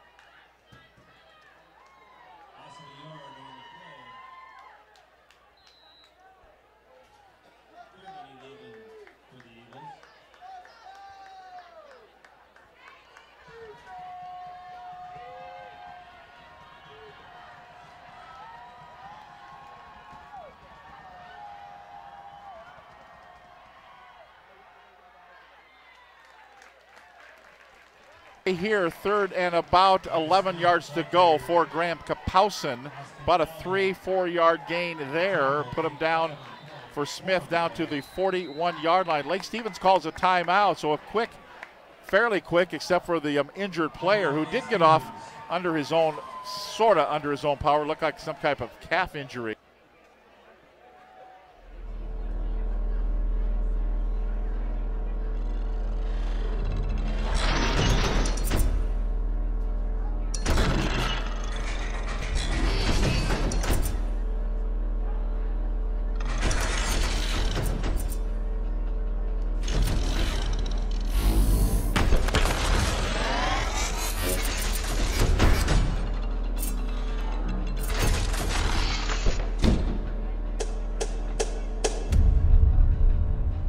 Kapowsin leading Lake Stevens. Vikings set to get the ball back here after the timeout called by Lake Stevens. And it'll be Ian Hansen who will go back deep to receive off the punt here. 4th down, 8 yards to go at the 41-yard line. Colin Manners, the punter, standing at his own 45-yard line to punt the football with 1:38 to go in the first half. High snap again. The kick is very high. They're going to let it bounce at the 8. And then we've got a flag down here. They're kind of a little extracurricular activity going on way away from where the ball was going over there to the right. Everything else was happening on the near side here. And the officials, it looked like they were just kind of pushing and shoving on each other downfield away from where the football was. D'Angelo Biggs was pushing Drew Hagan away from the play. Oh, it was a face mask way away from where the punt was. So very strange call. Frank Foster, that happened right in front of you. They were kind of pushing and shoving on each other there. Yeah, and again, it goes back to what I said earlier, that credit the Lake Stevens player for not retaliating, because that penalty now goes against Graham Kapowsin. And one of the things that keep in mind, Tom, for the last minute and 30 seconds, Trey Long just has to realize to play within yourself. Don't try to make things happen that you think is going to help it. If it looks like you're going to take a loss, take it and live for another play. So they're still deciding where they're going to place the football. It was after the punt, but it was during the play. So are they going to make him re-kick is what I'm thinking. It's going to be a personal foul, face mask against Graham Kapowsin. And so that will make it still 4th down. So they're going to make him punt it again. So rather than taking it at the 8-yard line, you take your chance, maybe get a return. Yeah, I think that's the wise course of action. And it won't be marked off from the point of the foul. It will be marked off from the line of scrimmage. So that will make a huge difference in field position. Yeah, that was about the 41-yard line. 15 yards, puts it back at the other 44. So from the 44-yard line, that means Manners is standing at the 30. So see what happens here as Colin Manners to punt the football. Another high snap, gets it, puts his foot to it. Kind of a short kick. It will be an advantage here, but not much, because it's going to take a Graham Kapowsin roll and go down to the 17-yard line. So a gain of about, 9 yards or so. So that's a little bit better and a little bit shorter field, but a little less clock too, as it's down to 1:16 to play and 2 timeouts for Lake Stevens. See if they got the 1:16 drill. Graham Kapowsin, great coverage on the kick.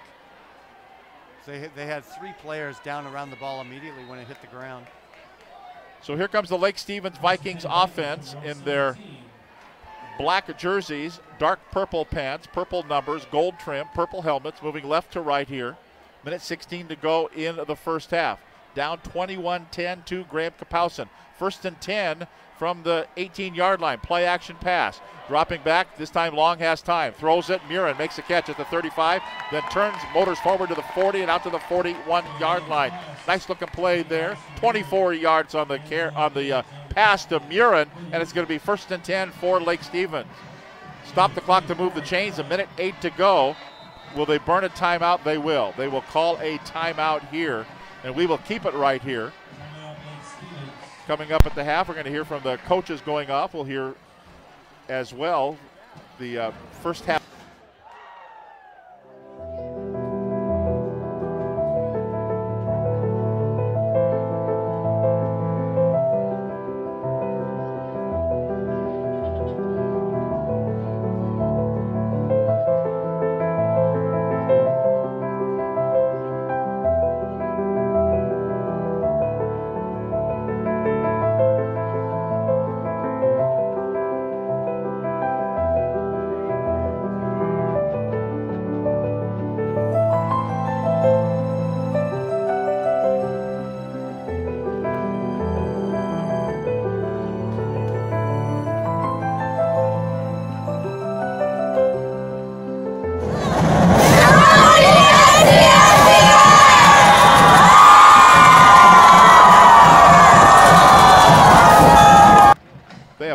Timeout remaining. They're up to the line of scrimmage. They're ready to go. Trip set left. Ball's at the right hash mark. Sideline to the right. The Lake Stevens sideline here to the near side. Montarath in motion out of the backfield. He's the safety valve, but they're going to go downfield, right straight down the field. Murin, the intended receiver, undershot, incomplete. Brings up 2nd and 10 for the Vikings. I like that play they ran earlier where they fake it to Montarath up the middle, and he just took off and did not have a defender with him. That's the one that went forward for 54 yards earlier in the ball game. I'd love to see them try that again and see if Graham Kapowsin has got it covered or whether they can shake him free down the field like they did before. Montarath and Hansen are flanking Trey Long, the quarterback. Now Hansen goes in motion out of the backfield. Dropping back to pass is Long. Steps up in the pocket. He's going to throw. It's going to be complete at the 45, at the 40, and down at about the 38-yard line. Murin made that catch. Nicely done. A 21-yard pass play and a first down for Lake Stevens inside the 40-yard line. They stop the clock with 55 seconds to play in the half. Trey Long now is 11 for 18 for 227 yards. They're at the 38-yard line. About the right hash mark here. The clock winds. The 49 seconds to go. Shotgun snap here for Long. Rolls to the left. Still rolling. Now he steps up in the pocket, tries to elude 1 and 2 and 3, and it won't do it. He will go down, and they will call a timeout. Could be a 1-yard loss for Trey Long. Nobody open downfield, and the protection broke down, and he was just helpless right there. Timeout.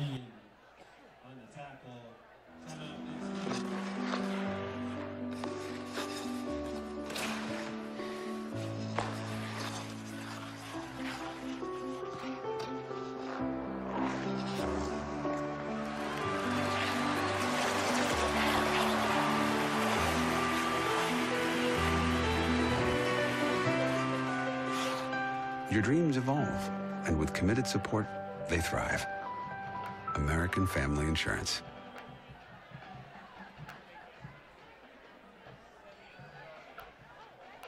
out there. In fact, he just threw his headset down. So he's not a happy camper, and he was looking right at Trey about the way he was carrying on with the play calls that they're calling in from the sidelines. So we'll see right now the coach's impact on the team. Yeah, Bill, when the coach is bent over and he's talking to the ground. That's not a good sign. Not a good sign. Second down, 10 yards to go. Or we'll call it 11 yards to go. Second and 11 at the 39-yard line for Lake Stevens. Motion man, that's Hutchinson through the formation from right to left. As Long will drop back, throws the screen. Murin, the intended receiver, incomplete and gets just actually pile drive as soon as he didn't catch the football. He had the defender right there. Brings up 3rd and 11 for Lake Stevens after the incomplete pass. That pass was just drilled right into his feet. There's no way that Murin could have come up with that catch. Of course, there are a couple of guys bearing down on Long as well. No timeouts remaining. 34 seconds to go in the first half. Yeah, I think you go back to that Monerath play. I like that play. Of course, I'm guessing the defensive coaches for Graham Kapowsin to figure that one out too. 3rd down, 11 yards to go. Shotgun snap here. Dropping back to pass, looking, and down he will go at the 45-yard line. No protection there, and Trey Long got pounded, and he's dropped at the 45. That's a 16-yard loss. Lake Stevens does not have to call another play, or did they call a timeout? Graham Kapowsin they stopped the clock there momentarily. Lake Stevens does not have to run a play. They're down to 12, down to 11. Now you just stand there with your teeth in your mouth and don't do anything. Or just throw that as far as you can. 4th down, 5 seconds to go, and now Graham Kapowsin will call a timeout. And I think their coaching staff, and I was wondering too, why the clock was stopped. When he got sacked, Bill, the clock should not have stopped. Yep, When you shop at Ace Hardware in Lake Stevens, you not only find what you need, we make sure you get the help you need too. Hi, this is Gray Eaglestead, and I own Lake Stevens Ace Hardware with my wife Christine. We'll greet you at the door and answer any questions you have about what you need. We're all about serving our customers and our community. We support local high school sports and many other Lake Stevens organizations and events throughout the year. So the next time you need something for that job around the house and a little friendly advice, come see us. Ace Hardware in Lake Stevens. We are the helpful hardware folks. Ace is the place with the helpful hardware folks. I don't think this time Tom Pry was talking to the ground, was he? No, I think what they're talking about here is 2 options. Number 1 is just take the ball and run around and get the clock to 0. Or 2, lineman, you better block because we're going to punt it. They're not going to punt. They may just take a shot here. Trip set to the right, 1 to the left, wide side of the field, 4 seconds to go, 4th down and a country mile. And now Monerath in motion out of the backfield. Looking downfield. Long rolls to the right, throws down into traffic, and it's going to be Hutchinson makes a catch at the 15-10 and down at Murin made the catch, and he's going to be brought down inside the 10-yard line, but that will bring the first half after a 47-yard gain. First half will come to a close here. We're going to hear from Eric Curley, the head coach of the Graham Kapowsin Eagles here. Exciting play to end the first half, Bill, but ended it does without a score for Lake Stevens. Well, Long has completions of 54, 49, and 47 yards. He's passed for 274 yards here in the first half, but only 10 points on the board. Let's go down to Frank. Tom, the mark of a good team is you take advantage of the other team's mistakes. You went 90-some yards, scored right away after they turned it over, but you can't be pleased with the penalties that they've incurred. Yeah, we're making dumb penalties, keeping them in the game, and we're not finishing some drives that we need to finish. Adjustments at half? Yeah, we just got to play smarter football and finish things. Thank you, Coach. Good luck. Tom? There you go, Coach Eric Curley of the Graham Kapowsin Eagles, and the Eagles with a 21-10 lead here at halftime. We will take a break, and when we come back, we'll take a look at scores of other ball games. Lots of stuff coming up here on our halftime show. The halftime show is brought to you by Vander Yacht Propane, providing quality service.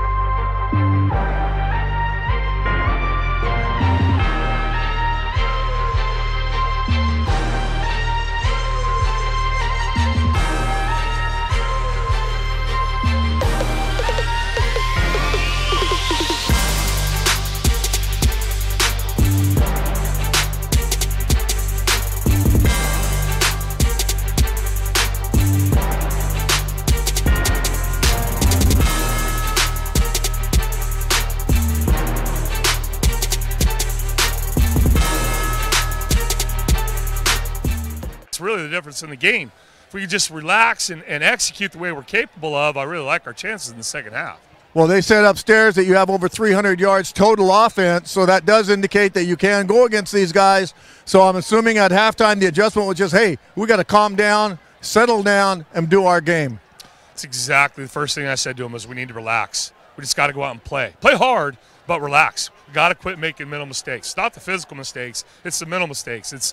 We've ran the wrong play that's been called twice. Handed off to the wrong guy once. We're just doing things that are really uncharacteristic right now. And maybe, we got some guys, first-year guys, that is a big game and there's nerves. And so we got to settle them down a little bit and just execute the way we're capable of.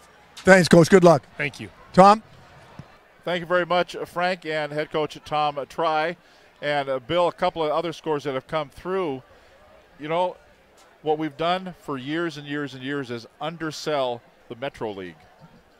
Garfield beat Lincoln today, 44-41. Garfield's Trayshawn Harrison, I'm just getting this from Brandon. Trayshawn Harrison, who's committed to Oregon, had 7 catches, 276 yards, and 4 touchdowns for Garfield. That's pretty good.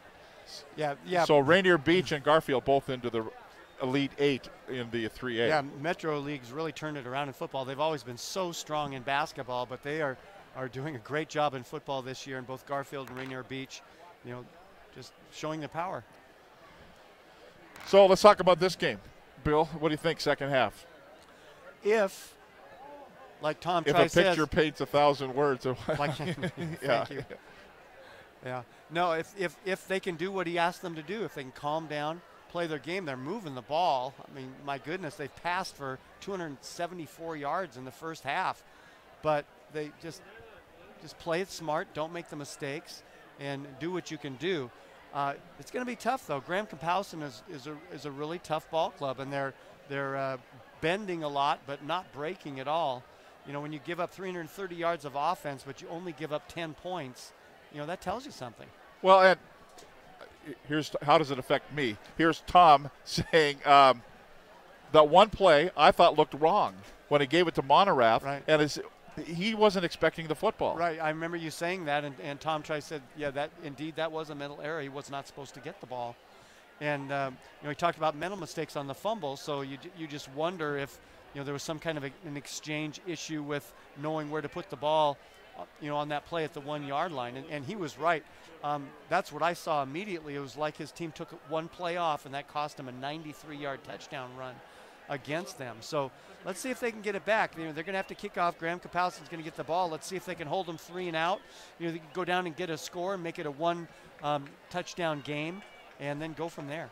Frank Foster, your comments before we get the second half kickoff. Yeah, Tom, I think both coaches probably had the same message. A, you need to calm down and relax. B, we got to cut out the penalties. And C, in the case of Lake Stevens, hey, run what we tell you to run. And B, get mentally into this ball game. So here we go. It'll be Lake Stevens kicking off here to start the second half, kicking off to the Graham-Kapowson Eagles. 21-10 the score. Eagles leading the Vikings. And here is the approach by Widman. And we're back underway for the second half. Widman puts his foot to it. It'll be end over end into the end zone. Biggs was deep to receive, watches it sail over his head. It'll be 1st and 10 on the touchback. It'll be 1st and 10 for the Eagles, starting at their own 20-yard line. And that was actually Ethan Anastasi kicking off 19, not 9. So they brought in a new kicker, and it was effective as they got the touchback. So from the 20, it'll be 1st and 10 for Graham-Kapowson. The Eagles in their all-white jerseys, white pants, white helmets with navy blue numbers and orange trim. Moving right to left here, their quarterback is Dylan Morris, future University of Washington Husky. So it's just a junior at 6'1", 195, and he drops back to pass. Throws it right side, almost picked. It was picked. No, incomplete pass. Incomplete pass. Hutchinson was there, and he's saying, I caught the football. And the side judge on the far side is saying, no, you didn't. It was not an interception. It'll bring up 2nd and 10. Hutchinson is furious, and unfortunately, Tom Try can't throw the red flag and challenge that. Yeah, the official was behind the play as the side judge, the linesman on that far side. He's kind of blocked out. Hutchinson said he had it. He didn't. 2nd and 10 coming up here. You get the feeling that Morris won't throw it in that direction again. No, he throws it over the middle. It's going to be complete. Drumble, fumble, flag down, fumbles, picked up by the Lake Stevens Vikings by Murin. Flag came down before the fumble. Let's be clear, flag before the fumble. Thomas Wheeler had the catch. They're going to say an eligible receiver downfield. That'll be declined. Lake Stevens football. That was a great strip. The first defender that hit the ball carrier, you could see his arm go down. Ineligible downfield. Offense. That penalty's declined. We're going to go first down this way. Yards and receptions in the first half. Now comes up with a huge defensive play. And if Lake Stevens can turn this into points, they can turn this ball game around. We talked about key points in the ball game in that first half. Here's one right here off the turnover. The first turnover of the game for Graham Kapowson. It'll be first down, 10 yards to go for Lake Stevens from the GK 33. Throw the Lewis, makes a catch at the 30, heads upfield at the 25, spins down to the 24-yard line. Tom Lewis will get 8 yards on a little pass play out to the left side, and then scooted forward, and it'll bring an 8-yard gain, brings up 2nd down, 2 yards to go for Lake Stevens. I would have liked to have been that little mouse in the corner of the Lake Stevens locker room to hear what Tom Try had to say. It obviously was very effective. They come up with a huge defensive play, get a nice gain on first down here. 2nd down, 2 yards to go at the 24-yard line for Lake Stevens. Play action, throw the pass into traffic, will be complete down inside the 20-yard line. Murin makes another catch inside the 20. They go into the red zone, move the sticks. Incomplete. Oh, well, never mind. Didn't it look complete? Looked complete to me. Wow. So 3rd down and 2 yards to go after the incomplete pass.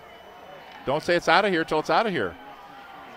Quad set right here for Lake Stevens. Trey Long. Shotgun snap, rolls right, has the time, throws, complete this time. I know it is. Hansen at the 20, at the 15, and Hansen down to the 11-yard line. Ian Hansen hauled that one in. The bubble screen to the right side. Flag down on the far side. That's a 10-yard gain. Flag down on the far side. And the officials will meet and talk it over here after that play went downfield for an apparent first down. Dean Corcoran is the referee. It'll be a personal foul against Lake Stevens. Personal foul, Lake Stevens. Dumb penalties. Boy, that's going to hurt. I'm not sure if it's post-play or... You're hoping it's after the play so that the first down will stand. But we'll find out. So Dean Corcoran is the referee. The umpire is Leo Salgado. The linesman, John Herbert. During the play, we had unnecessary roughness. Offense, number Lake 2. Stevens. They don't say 15 yards. Was. Replay the down. Yeah, 3rd down and 11 yards to go coming up here. The line judge, Don O'Neill. The back judge, Pat Sievers. The alternate tonight is Joel Taylor calling this football game. And if that far away from the play, a personal foul would mean they just did something dumb. Yeah. Sorry, but that's... Yeah, so 3rd down, 11 yards to go here for Lake Stevens. Can they keep the momentum they've had here off the turnover? Hutchinson is in the slot to the right side. 3rd down, 11 yards to go. Shotgun snap for Long. Throws it. It's going to be complete. Murin kind of tight ropes along the sideline inside the 30. Put him down to the 29-yard line. That's a 4-yard gain. But that's going to bring up 4th down here for Lake Stevens. Certainly a 4-down territory here.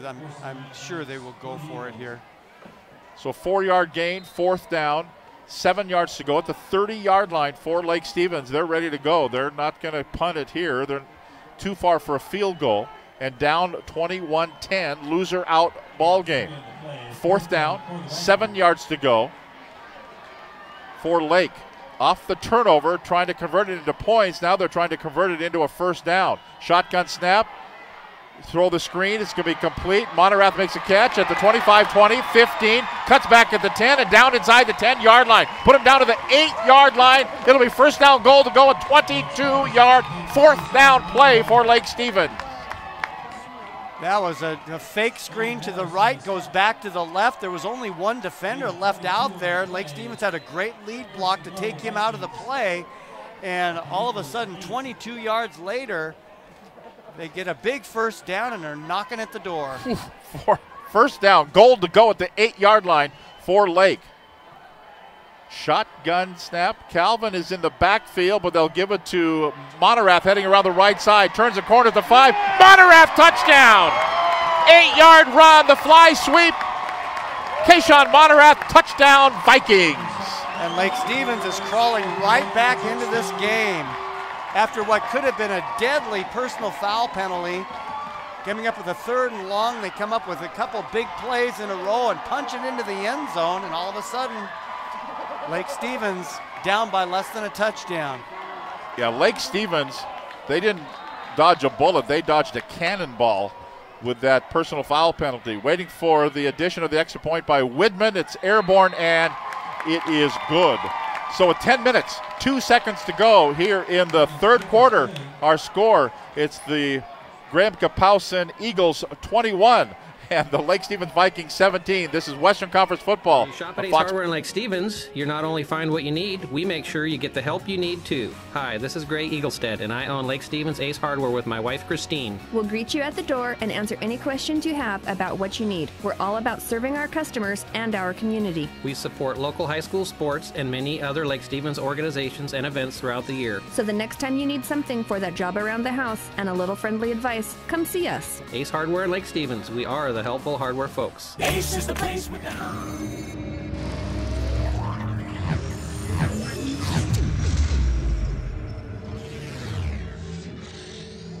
They made reservations for next week. They'll be playing down in Sumner next weekend. Lake Stevens would like to join them in the round of 8, and that will go a long way, this last scoring drive, for them to do that as well. Still down by 4, though. Yeah, but wouldn't that be cool to have 2 Wesco 4A teams in the top 8 in the state? Here is the approach and the kick. It's going to be taken by Biggs at the 5, 10, heading cross field, trying to escape a man. He can't do it. Down he goes at the 15-yard line. They'll give him forward progress to the 17. Good coverage, special teams-wise, by Lake Stevens downfield. And the Lake Stevens drive after the fumble recovery goes 32 yards in 5 plays. 1 via the run, 4 via the pass. The big play was the screen pass on 4th down to gain them a first down, and then an 8-yard touchdown run by Kayshawn Monerath. Brock Widman's kick is good, and with 10:02 remaining in the third quarter, Graham Kapowsin 21, Lake Stevens 17. So it'll be 1st and 10. Trey Mason back in the ball game. Double pump fake, throw it down the right-hand side. There he is. Mason at the 50. Mason 40. Right sideline 20, 10, 5, and touchdown. Excuse me, it was Biggs who made the catch. He's down at the far end. Mason had come into the ball game. They didn't throw it to him. They threw it to Biggs for the touchdown.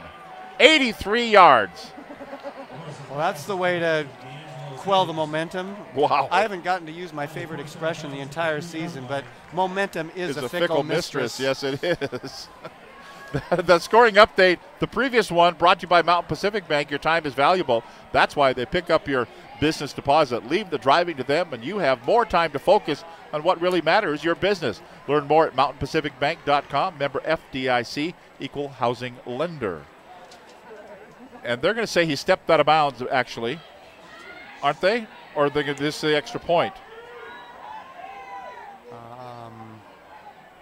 No, they say stepped out of bounds. That was not a touchdown. Okay.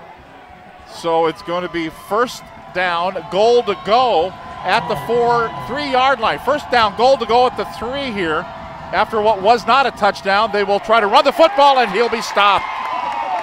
They gave it to him on the handoff to Aaron Olmos, and a 1-yard loss on the play. Austin Calvin scored a touchdown on the opening drive for Lake Stevens, but he has a nose for the football on defense, and he came in there and absolutely pile drived almost into the ground. Our statistician, Alex Clausius, had to crinkle up the paper he thought was a touchdown. Our producer back at the radio station, Sean Ryan, just hit delete on the highlight, and off we go again. Second down, goal to go at the 4-yard line for Graham Kapowson. Credit Lake Stevens for staying with him stride for stride down the field to force him out of bounds. They throw it into the end zone. This time it's a touchdown. From 4 yards away, Dylan Morris hooks up with Violami Hansen for the touchdown. Yeah, they sent a receiver to the deep corner of the post and had Henson just about 1 yard deep by the pylon, and were able to get it to him wide open for the score. So Graham Kapowson jumps out to a bigger lead now with a 27-17 lead pending this extra point by Colin Manners. Here comes the snap. The kick is up, and it is good with 8 minutes and 55 seconds to play in the third quarter. Don't go away. We've got a barn burner here. Our score, it is the Graham Kapowson Eagles 28 and the Lake Stevens Vikings 17. This is. Did you know that Speedway Chevrolet is part of the Lee Johnson Auto family? That means 84 years of serving you the LJ way. Need a truck? We have the perfect truck to fit your needs. Half tons, 1 ton, 2-wheel drives, and 4-wheel drives. Our finance specialists are here to help you, whether you have good credit or bad credit. We're just off Highway 522 at West Main Street in Monroe. Lee Johnson Auto Family, the LJ way.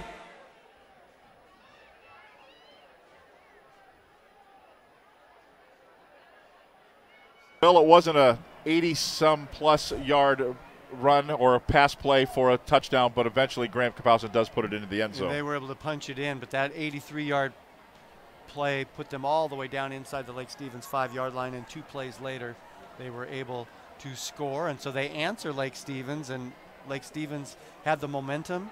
Graham Kapowson takes the momentum right back. And here is the approach and the kick here to get back underway. We'll take a look at that scoring drive here in just a moment. Here is the approach, and Manners will drill it to Hansen at the 1-yard line. Hansen at the 10, 15. Hansen still running out just shy of the 20-yard line. It's going to be brought down there, so it'll be 1st and 10 for Lake Stevens at about the 18-yard line. So Graham Kapowson goes 83 yards in just 3 plays, 1 on the ground, 2 through the air, taking just a minute off the clock. The big play was an 83-yard pass from Dylan Morris to D'Angelo Biggs, and then the final play, a 4-yard touchdown play from Morris to Violami Hansen. Colin Manners' kick is good, and with 8:55 remaining in the third quarter, it's Graham Kapowson 28, Lake Stevens 17. That scoring update brought to you by El Paraiso Mexican Grill. Before, after the game, or anytime, the place to go is El Paraiso Mexican Grill and Cantina in Everett, Silver Lake, and Snohomish. Their full menu and locations online at elparaisomexicangrill.com. The rain is falling. It's 1st and 10. That's Lewis on the run play from the 18-yard line across the 20 out to the 25-yard line. Tom Lewis, give about 6 yards out to about the 26, and let's go down to the field to Frank Foster on the sideline. Frank. No, Tom, that long pass play occurred because the defensive back made the cardinal error of looking into the backfield and watching the quarterback rather than watching the man that was crossing his face, and that's why the receiver was able to get past him. In fact, he was even still looking back there when he was. Give it to Tom Lewis on a 2nd down play. We'll go right back down to Frank. 2nd down play, a 6-yard gain out to the 32-yard line. 1st and 10. Frank. Sorry about that.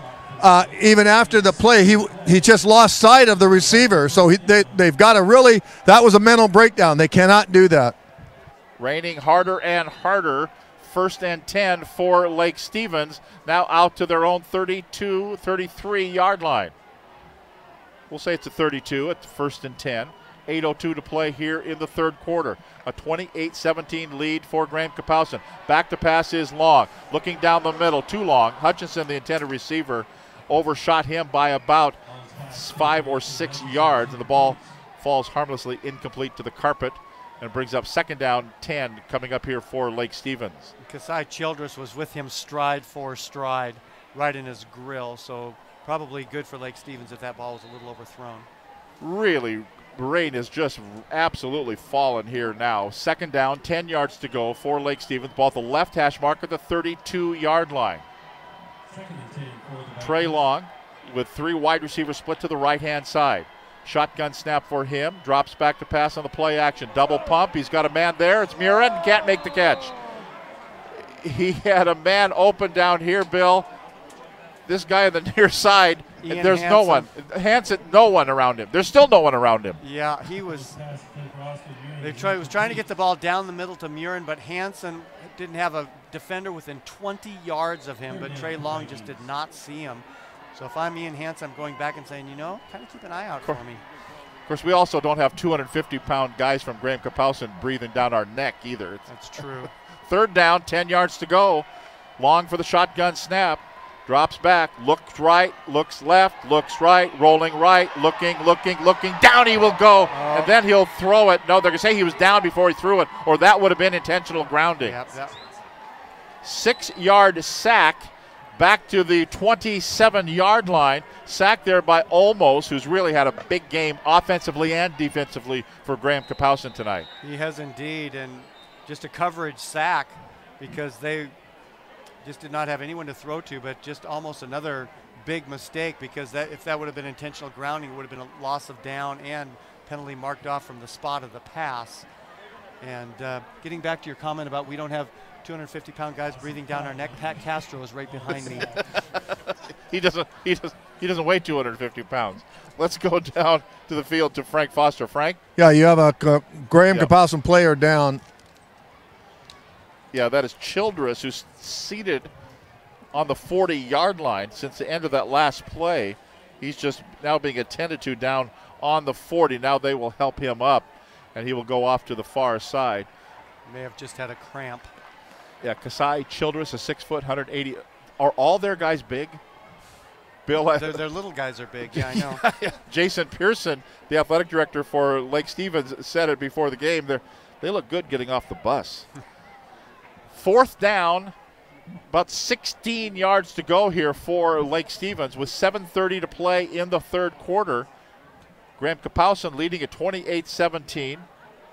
Biggs is deep to receive at about the 45-yard line.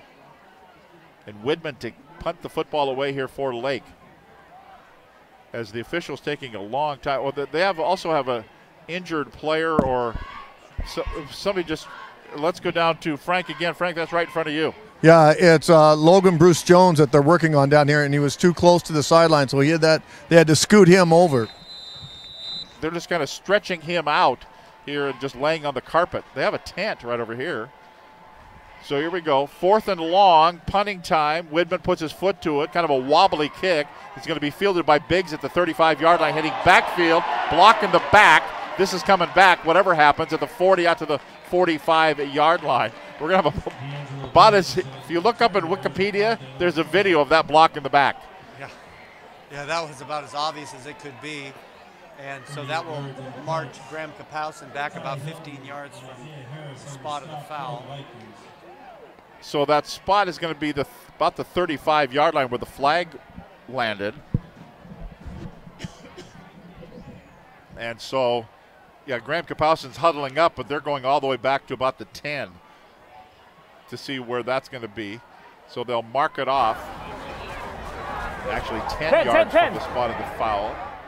So put it down at the 25-yard line. It'll be 1st and 10 for Graham Kapowsin.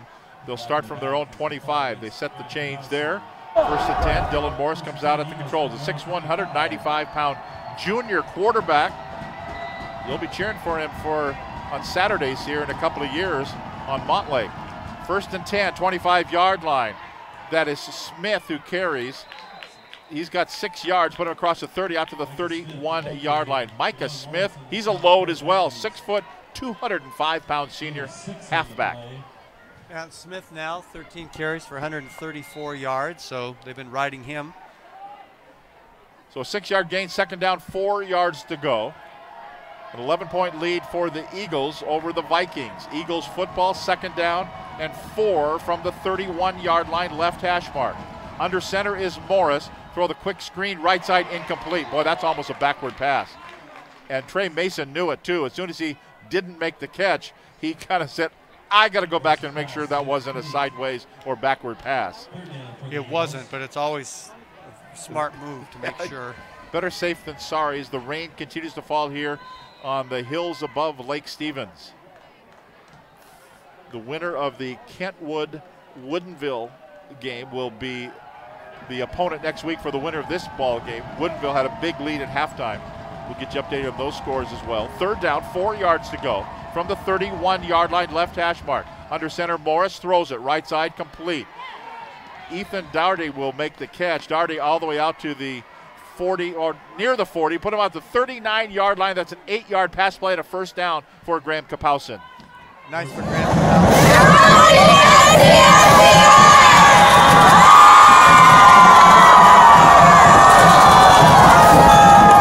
A year ago, Graham Kapowsin defeated Kent Lake in the districts, then lost to Camas, the eventual state champion, in the the regional round a year ago. They're regular visitors to the postseason. In fact, all 13 years that Eric Curley has been the coach. Give it to Smith on the handoff. First down, 40, 45, and out to the 50-yard line. Give him a first down and into Lake Stevens territory. An 11-yard gain down to the 49-yard line. First and 10. Graham Kapowsin on a little run play right straight up the gut. Nothing fancy. Yep, looks like those big offensive linemen for Graham Kapowsin are slowly starting to wear down the Lake Stevens defenders. Woodinville's opened up a 34-7 lead over Kentwood. That is now in the third quarter, so it's looking like Woodinville will travel to meet the winner of this game. Go Falcons. I'll just say that because my daughter works at Woodinville High School. First down, 10 yards to go from the 49-yard line of Lake Stevens for Graham Kapowsin. As Morris goes under center, Morris will get the handoff, and Morris will go down for a loss. They'll put him back. It'll be a loss of Smith, Smith will get it. Got the handoff from Morris, and Smith will lose 3 yards. Give him 4-yard loss. Back to put him at the 47-yard line. Boy, the rain is just absolutely coming down out there. Second down, 13 yards to go. Nearly 14 yards to go. About time for your medley of rain songs. That's right. The raindrops keep falling. Shotgun here for Dylan Morris. Empty backfield for Morris. Trip set left. He throws complete. Wide open, making the catch was Trey Mason, and Mason will only get a few yards. Got about 7, not nearly enough. Put him down at the 46-yard line. It's only Mason's third catch of the ball game for 57 yards. He does have that 36-yard touchdown catch earlier in the game, but Lake Stevens has defended Mason quite well. Third down, 7 yards to go. Trying to keep the football dry. The umpire does, and he'll set it down there at the 46-yard line. Big third down play here defensively for Lake Stevens. Smith to the right of Morris in the shotgun. Fake it to him, throw the ball. Right side, incomplete. Hutchinson, nice coverage there. Almost looked like it was climbing the back. I think it was just more of an optical illusion because he knocked the ball away. Fourth down coming up here for Graham Kapowsin. They'll have to punt the football. They will. So a nice defensive series for Lake Stevens. Yeah, Hutchinson got both hands on the football, but that thing is so wet that would have been a difficult catch up above his head. So fourth down, and Manners will kick it. Hansen is deep, standing at about the 15-yard line. On a fourth down play here, Manners will kick it from about the 40. Another high snap, but he gets it. Puts his foot to it, end over end. Fair catch called for, didn't get it. The ball's squirting free, and it's a touchdown. Nope, or they're going to say it's downed. They're going to say downed. Can advance a muff. Yeah.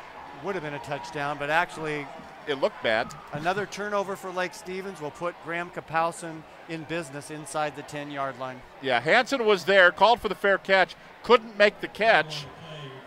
The ball was muffed there, picked up and brought into the end zone, but can't advance the muff, so it'll be a first down goal to go for Graham Kapowsin. Boy, the short field for Graham Kapowsin all night long. So many mistakes. Lake Stevens just, they could be riding high and in the lead, but just all these turnovers. And that one, kind of an unforced error too. If anything, let it bounce. Of course, the rain's continuing to fall. It's first down, goal to go for Dylan Morris and Graham Kapowson Eagles. They'll give it to Smith. Smith crashes left-hand side, gets to the 5, down to the 4-yard line. That's a 3-yard gain. Give him a 4-yard gain down inside the 5. You can give him 3 or 4. Well, let's see where we're going to give him 3. Actually, they say he stopped right on the 5-yard line. So it'll bring up now second down, goal to go at the 5. You just get the feeling this is inevitable for them to just punch one in here. Now they'll go with the backs are in the eye behind Morris under center. Double wideouts to the right side. And now a flag comes down. That's before the play even started. A false start here against Graham Kapowson. So the legal procedure penalty, false start, will put him back at the 10-yard line. So it'll bring up second down, goal to go at the 10 for the Eagles. 3:27 to play, third quarter, a 28-17 lead for Graham Kapowson. They huddle up, and now they'll break the huddle and head up to the line of scrimmage. Backs are in the eye. Smith is the deep man. He's the halfback. Morris goes under center. Fake it to him, roll it to the right, throw the pass. It's going to be incomplete. I'm not sure he even caught it, but it was Ethan Daughtry was the intended receiver right side. It was well out of bounds to the far boundary. So it'll stop the clock with 3:03. Morris just throwing to a spot, and he had 2 receivers kind of in the same area and 2 defenders, and that was just kind of a big mess in there. But Graham Kapowson, you know, if Lake Stevens can hold them to a field goal, and Graham Kapowson is a really good field goal kicker, if they can hold them to a field goal, it's still a 2-score game. So that's what they've got to hope for here. So it's going to bring up now third down, 10 yards to go. 10th play of this drive, one of which was a muffed punt. Shotgun here for Morris. They'll give it to Smith, tries the left-hand side. He's going to get about half of that he needs, bring him down to the 5-yard line. So Smith on the carry, give him 5, put him at the 5, and here comes the field goal group to try to increase the lead to 14. It's kind of a severe angle from left to right for their kicker, Colin Manners. So they're going to put the tee down at the 12-yard line. This will be a 22-yard field goal attempt, angle left. Waiting for the snap through the rain. Here comes the spot. The kick is on the way. It's up, and it is good. With 2 minutes and 23 seconds to play in the third quarter, our score, it is the Graham Kapowson Eagles 31, the Lake Stevens Vikings 17. This is West.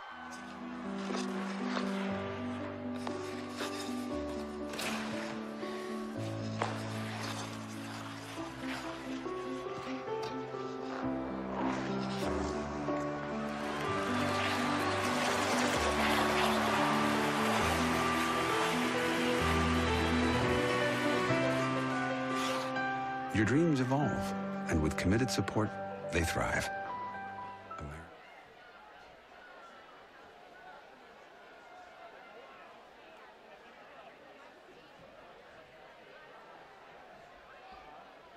Pounding down here. Frank Foster, go under the tent here like Russell Wilson did the other night in the Seahawks game. You know, it's right there. It's very inviting. Yeah. Always a great report from Frank down on the sidelines.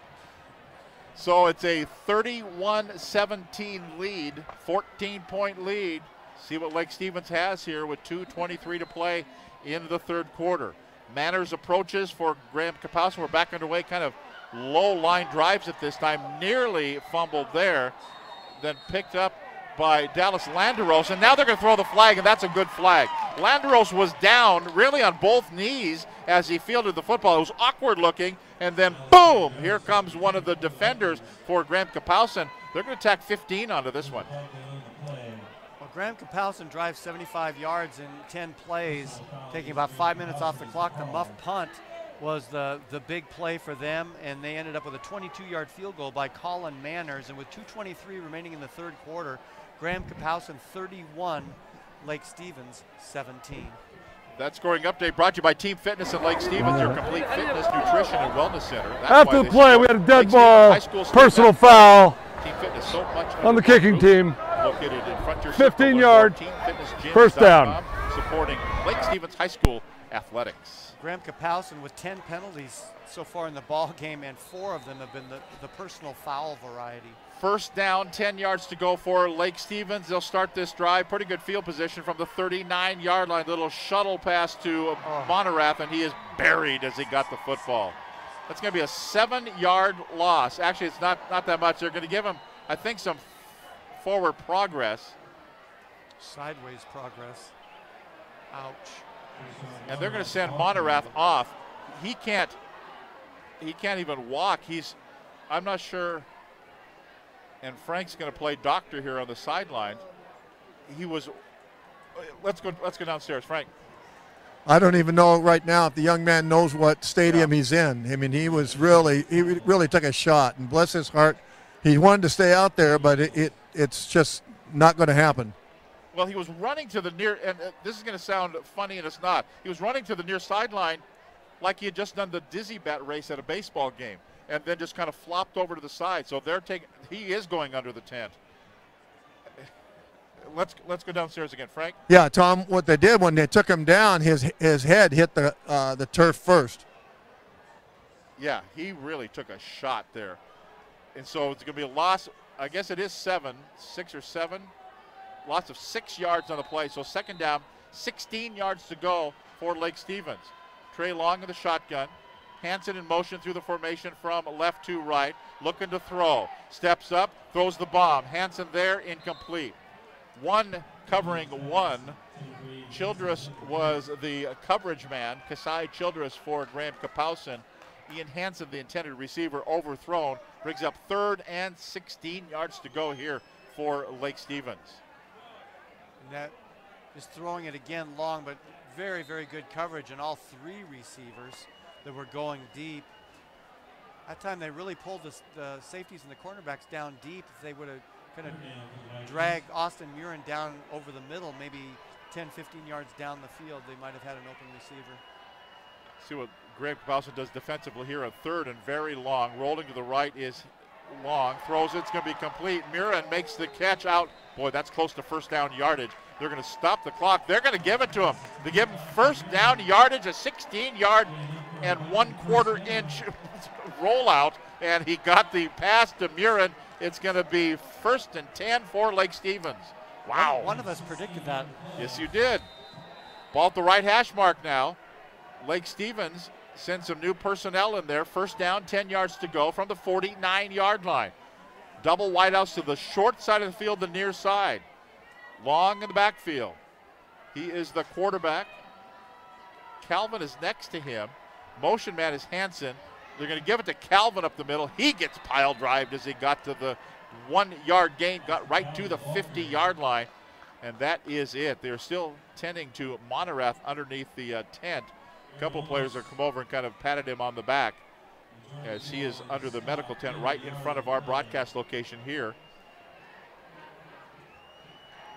Second down, 9 yards to go at the 50-yard line for Lake Stevens. Moving from left to right here. 58 seconds to play in the 3rd quarter. Give it to Calvin. Calvin at the 45. Eludes one man and rolls forward close to first down yardage. He got about 8, so not quite enough for a first down, but gets him down close to the 41-yard line. Now there's a Graham Kapowson player slow to get up. That's Childress one more time, so they will stop the clock here as Childress is down on both knees with his head down on the ground. I wonder if he's just getting cramps and. Well, it's not from being dehydrated tonight, because I'll tell you what, the rain continues to fall. Actually, let up just a little bit. Here, give you some scoring updates. Woodinville plays the winner of this game, 34-7 leaders in the 3rd quarter over Kentwood. So 3rd down coming up here. 3rd down, less than a yard to go, and he will get up and limp off. That is Kasai Childress. Yeah, I think he's just getting periodic cramps. So it'll be 3rd down, less than a yard to go here. Really about a foot to go for Lake Stevens. They come up to the line of scrimmage, and here we go. 42 seconds, they wind the clock. 3rd quarter, 31-17 score. Vikings up to the line of scrimmage. 3rd down, less than a yard to go. Shotgun snap here for Long. They'll give it to Calvin. Calvin's going to lose yardage on the play. Very slow play to develop, and Calvin just had nothing but white shirts in front of him, and he tried to dance away a couple of times. It couldn't happen. So 4th down coming up here, and I think we're going to head to the 4th quarter, as Lake Stevens does not have to run another play here. It's going to be 4th and 3 coming up here. And it's going to be 7-6-5. Lake Stevens not going to get the play off, and we will head to the 4th and final quarter here at Lake Stevens Stadium. In the 2017 Class 4A football regionals, our score after 3 quarters, the Graham-Kapowsin Eagles 31, the Lake Stevens Vikings 17. Chevy trucks. We think it's because Chevrolets are the most dependable trucks built to last a long time. With durable durability and ruggedness. Son of a gun. Chevrolet pickups are designed and built better than ever, giving you a smooth, solid ride since 1918. I like the extra power, hauling power, super powerful, Maxi power! and quality. Seems they make them Strong, extra strong. stronger every year. Chevy trucks are built for work. Hard work. And for play. That's why Chevy's the best truck. Mile after mile after mile.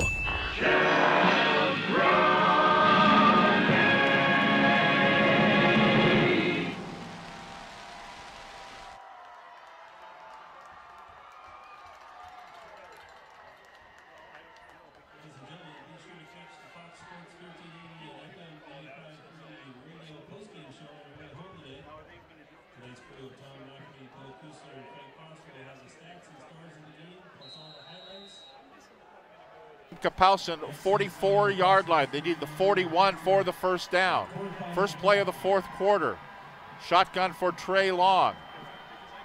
Waiting for the snap here. Now they put a man in motion out of the backfield to the right. Back to pass is Long. Rolling to the right. Rolling, throwing, putting it into traffic, knocked away. Incomplete pass, almost complete, and then knocked away. Hutchinson was the intended receiver. Pressure there for Trey Long to unload the football downfield. Going for a bunch when they needed 3, and so it'll be turned over on downs. It'll be 1st and 10 for Graham-Kapowsin with a 2-touchdown lead, and they'll start this drive from their own 44-yard line. And Bill, this is where they'll put it into running situation and try to get about an 11-minute drive here. Yeah, they would love to do that, and you know, Lake Stevens has had most success going mid-range on their passing to Austin Murin over the middle. He's got over 170 yards in receptions, and I was kind of looking for them to look for him there, but pass was intended for Hutchinson, and now Graham-Kapowsin on the move. Graham-Kapowsin on the move. Only a 1-yard gain on the run play there for Smith. Micah Smith, 6 foot, 205-pound senior, gets 1, put him out to the 45-yard line. Let's go down to the sideline, Frank Foster. Frank. You know, Tom, one of the things that Coach Curley is going to be, in my estimate, what he's going to be doing now is more balance, because if, in fact, they win this game and go on to play Woodinville, they can't just rely on the pass. So watch them, see them if they're going to run the ball more. 2nd down, 9 yards to go at the 45-yard line. Morris under center, backs in the eye. Toss goes to Smith around the left side. Gets into Lake Stevens territory and dives forward for an 11-yard gain. Well, that looked awfully easy. Put him down to the 44-yard line. It'll move the sticks. It'll be 1st and 10 for Graham-Kapowsin. Smith now 19 carries for 161 yards and 2 touchdowns. And if they talk about wanting balance in the offense, Graham-Kapowsin's 166 yards rushing and 184 yards passing. So 1st and 10 at the 44-yard line, left hash mark, double wideouts to the right. On a 1st down play, Morris remains under center. The backs are in the eye behind him. Will they run it? Yeah, they'll give it to the fullback. And right straight up the middle, that'll be Hansen again. Hansen will get a couple, give him 3 down to the 41-yard line. Yeah, Bill, they're going to grind it. and just let that clock. That was Hansen on that carry, almost as usually the fullback on that formation, but it was Hansen that time. Gain of 3, second down, and 7 yards to go for Graham Kapowsin. Backs in the eye, double wideouts to the right. From the 41-yard line of Lake Stevens, Morris takes the snap. Give it to Smith this time, heads around the left-hand side at the 40, 35, down the left boundary at the 30, 25, 20, and then knocked out of bounds inside the 20-yard line. Just that easy for Micah Smith, and he's now slow to get up. 25 yards, and he is out of bounds outside the 10-yard line, and he has got up on both knees with his face mask buried in the AstroTurf. Now he turns around and gets up. He just fought through whatever it was. Well, he, as the coach said before the ball game, he has missed the last 3 games because of injuries, and I don't know if he's aggravated that injury that he was out with. I wasn't informed what that injury was, but he's walking around, and now he's going to sit down on the track over there, and they'll work him over a little bit. I like his gold shoes. Those are cool. Yeah, those would look good on you. Yeah. Yeah, I'll bet they would. So it'll be first down, 10 yards to go for Graham Kapowsin now at the 15-yard line of Lake Stevens, knocking on the door again. Hansen is the tailback here, and they'll give it to him, and he'll hit the left side of the line and kind of plow his way forward for a couple of yards. Give him 4 yards on the play down close to the 10-yard line. Put him down at the 12, though. So gain of 3, so it'll be second down, 7 yards to go for Graham Kapowsin. The clock continues to grind with 9:35 and counting to go in this football game, and a 14-point lead with more threatening to put up on the board by the Eagles. They're just very, very content to keep it conservative, run the football, and run the clock. So second down, 7 yards to go from the 12-yard line. Under center is Morris. They'll give it to Hansen again from the tailback. Crosses the 10. About 3, put him down to the 9. They'll just grind it, and they continue to grind it. 3 yards in a cloud of dust, although the dust is being held down pretty well by the rain. Yeah. And the dust is those little rubber pellets anyway here on the AstroTurf. Third down and 3 yards to go for Graham Kapowsin. Under 9 minutes to play in the football game. Monroe is already making reservations to head south into the Elite 8 round. Third down, 4 yards to go from inside the 10-yard line. Hansen again, gets it again. This time he's into the end zone. That's a touchdown. 9 yards. 9 yards on Hansen. They just grounded down the field and they put it into the end zone for a touchdown, Graham Kapowsin. Exactly the kind of drive that they wanted. Take some time off the clock. Don't risk anything and just pound it down the middle. And it looks like Graham Kapowsin is very close to salting this thing away. So Colin Manners to add the extra point. Waiting for the snap.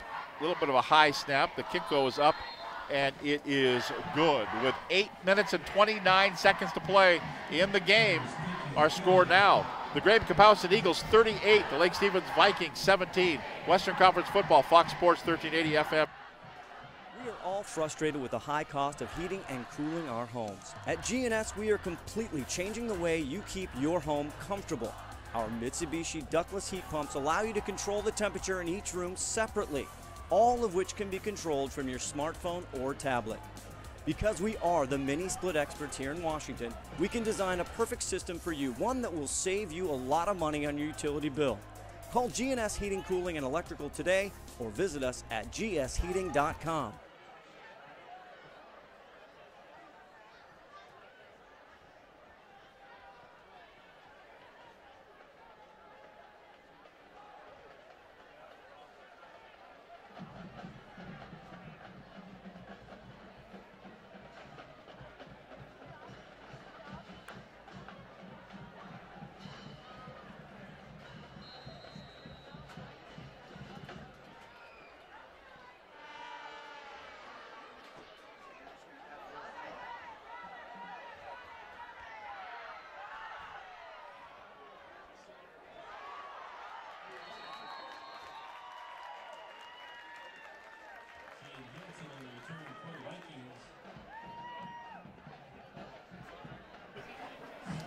So for Graham Kapowson, that last scoring drive went 56 yards and 7 plays, all on the ground. Took 3:24 off the clock. The big play, a 25-yard run by Micah Smith, and the scoring was ended with a 9-yard touchdown run by VME Hansen. Colin Manner's kick was good, and with 8:29 remaining in the ball game, it is Graham Kapowson 38, Lake Stevens 17. First down, 10 yards to go at the 34-yard line for Lake Stevens, down by 3 touchdowns. Trey Long, the quarterback, shotgun snap. Rolls to the right. He's going to throw a deep ball. He's got a Hutchinson there. It's going to be knocked away. Knocked away from Hutchinson by the defender downfield. We got a player down, a Graham Kapowson player down as well, way back at the line of scrimmage. That previous scoring update brought to you by Farmers Insurance agent Bruce Haugley. Bruce and his staff are proud supporters of Lake Stevens Vikings athletics. At Bruce Haugley Farmers Insurance, they know a thing or two because they've seen a thing or two. Bill, we have to do it again. We are farmers. Bump, ba-da, bump, bump, bump, bump. Okay. So player down here for Graham Kapowson, laying on the 30 or the 25-yard line. Have we gotten a number on that one?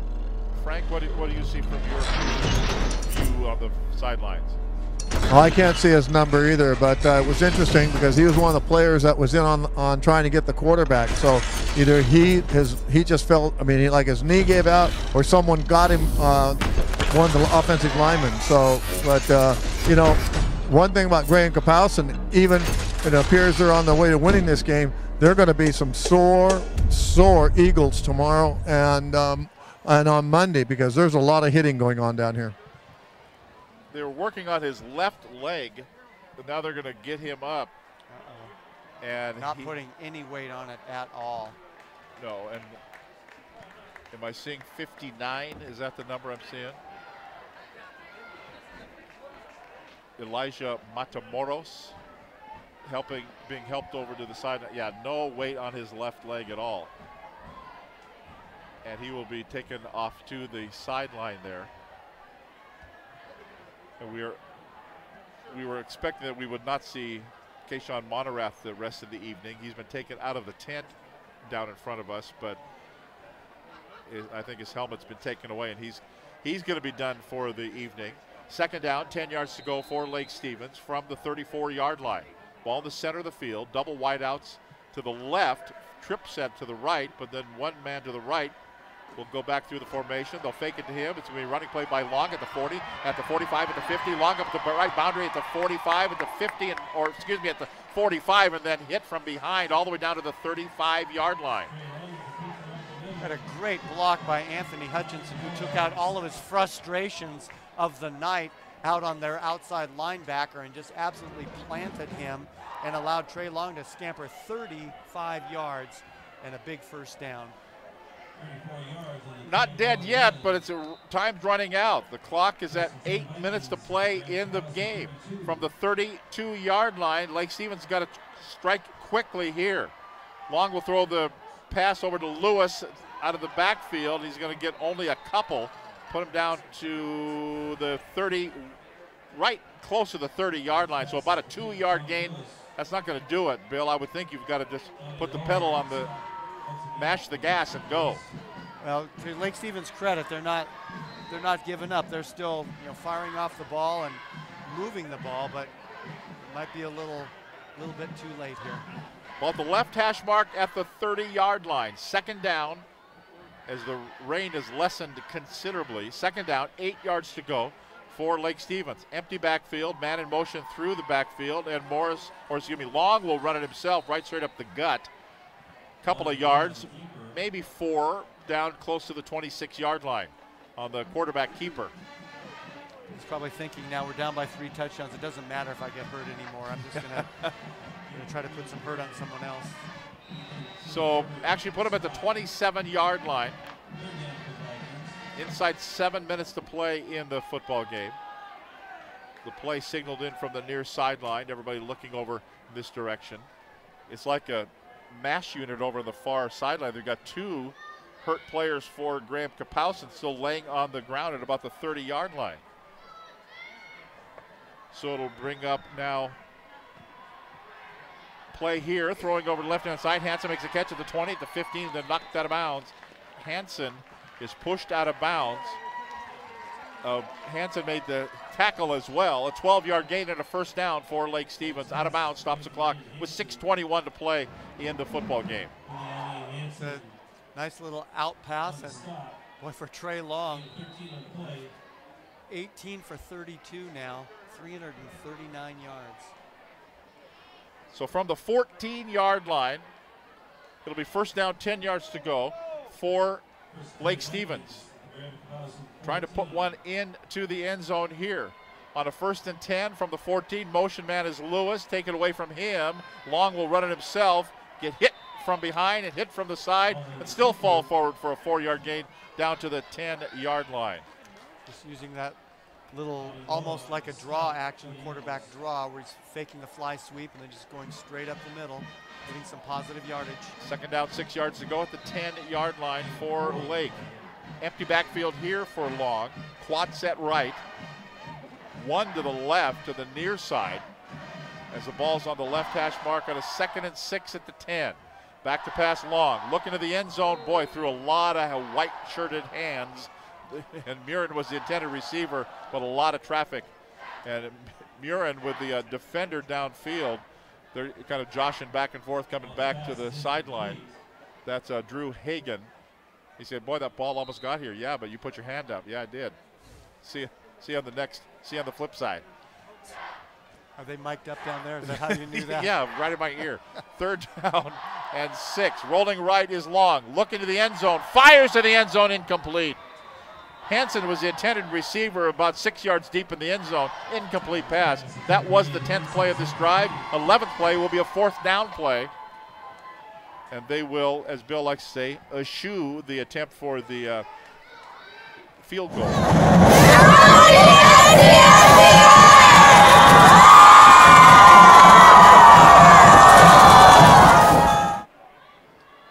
Getting the play brought in. The clock stopped with 5:38 to play. About the left hash mark. Long still looking over for the play signal to the near side. And here comes the snap from the shotgun. On 4th down, rolling right, now being chased. Flag down. Ball was caught in the end zone. Caught by Hutchison for a touchdown, but a flag came in first. That could be a 10-yard pass play for a touchdown, but we'll hold the phone here, waiting for the indication from the referee, Dean Corcoran. Flag came in before the ball was thrown. From the umpire, it could be maybe defensive holding, but we have to wait, hold, defense, yes, touchdown. Result of the play, I do believe. He didn't give us that indication, but it is. That'll be a touchdown. Everything's delayed. Even the Matterhorn just went off here for the Vikings. That's not the Matterhorn. That's in Switzerland. It's at Disneyland is actually where it is. What's that called? That thing. The bugle. The euphonium. Whatever it is. It's not the Longhorns. That's Texas. Anyway, Lake Stevens scored a touchdown. For yes. Anybody wondering what has actually happened here. Yeah, let's go down to Frank on the sideline. Frank. Yeah, Tom, I'm trying to figure out the number of the Graham Kapowski player that's over on the sideline. They finally got him up. He's a big lineman sitting on the end of the bench, and I can't tell if it's 66, 69. I can't be very honest, but at least they got him up. And there's still another Graham Kapowski player down on the about the 30-yard line that they're still working on. They're just now getting him up. That's what I said. The addition of the extra point is good. It's 38-24. We're going to keep it right here. Bill, that's what I said. It's like a MASH unit over there. They've got a game to play next week and looking like they're going to win this one, still leading by 14 with 5.5 minutes to go. A couple of really important, Micah Smith and Trey Mason. And some big linemen too that are kind of gimpy. Yeah, and Micah Smith is walking very gingerly. So, and you think that thing's sore now, wait till he wakes up tomorrow morning. Oh. That's when it really hurts. But Lake Stevens going to have to try for an onside kick here now, try to get a good bounce. as Lake Stevens drove the ball 66 yards in 11 plays, 3 on the ground, 8 through the air, taking 2:49 off the clock. A 10-yard touchdown pass from Trey Long to Anthony Hutchinson on 4th down. Brock Widman's kick is good, and with 5:31 remaining in the ball game, it's now Graham Kapowsin 38, Lake Stevens 24. So on the holding penalty, that'll give Lake Stevens a free 10 yards and put the ball then for the kickoff from the 50-yard line. So they enforce that defensive holding penalty on the kickoff here. And Graham Kapowsin obviously expecting the onside kick. They have 9 players within the 10 yards of their 40-yard line. They've got a lot of small numbers in there, a lot of people used to handling the football up there, the hands team. So here we go for the kickoff here.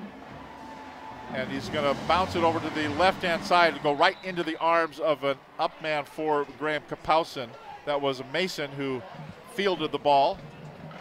And he'll be down at the 37-yard line, and that's where Graham Kapowsin will have it 1st and 10. That scoring update brought to you by Eversafe and Log, serving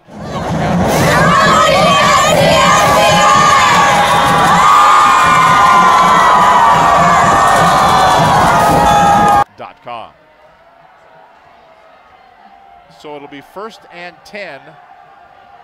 Micah Smith is the tailback in this I formation. Morris under center, and Smith will get it. Trying to turn the corner left side. He dives forward for a couple of yards, and a flag comes in late.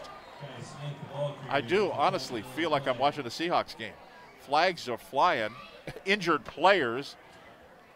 It was a 1-yard carry, but it will be an illegal block in the back against the Graham Kapowsin Eagles. So that'll negate that play. And from the point of the infraction, that'll be a 10-yard walk-off.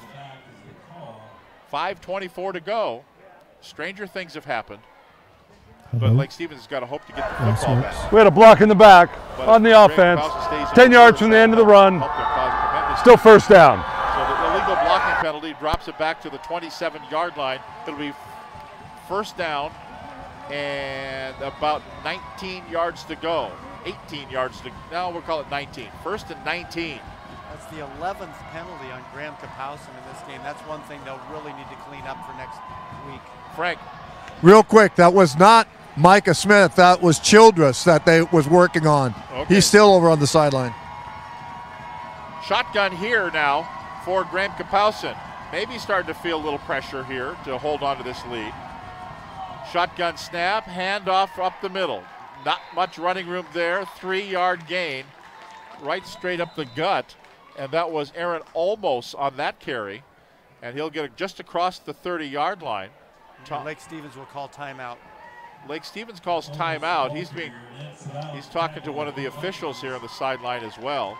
So Lake Stevens will stop the clock. And so the clock was running, and I think they're talking about how much time should be on the clock.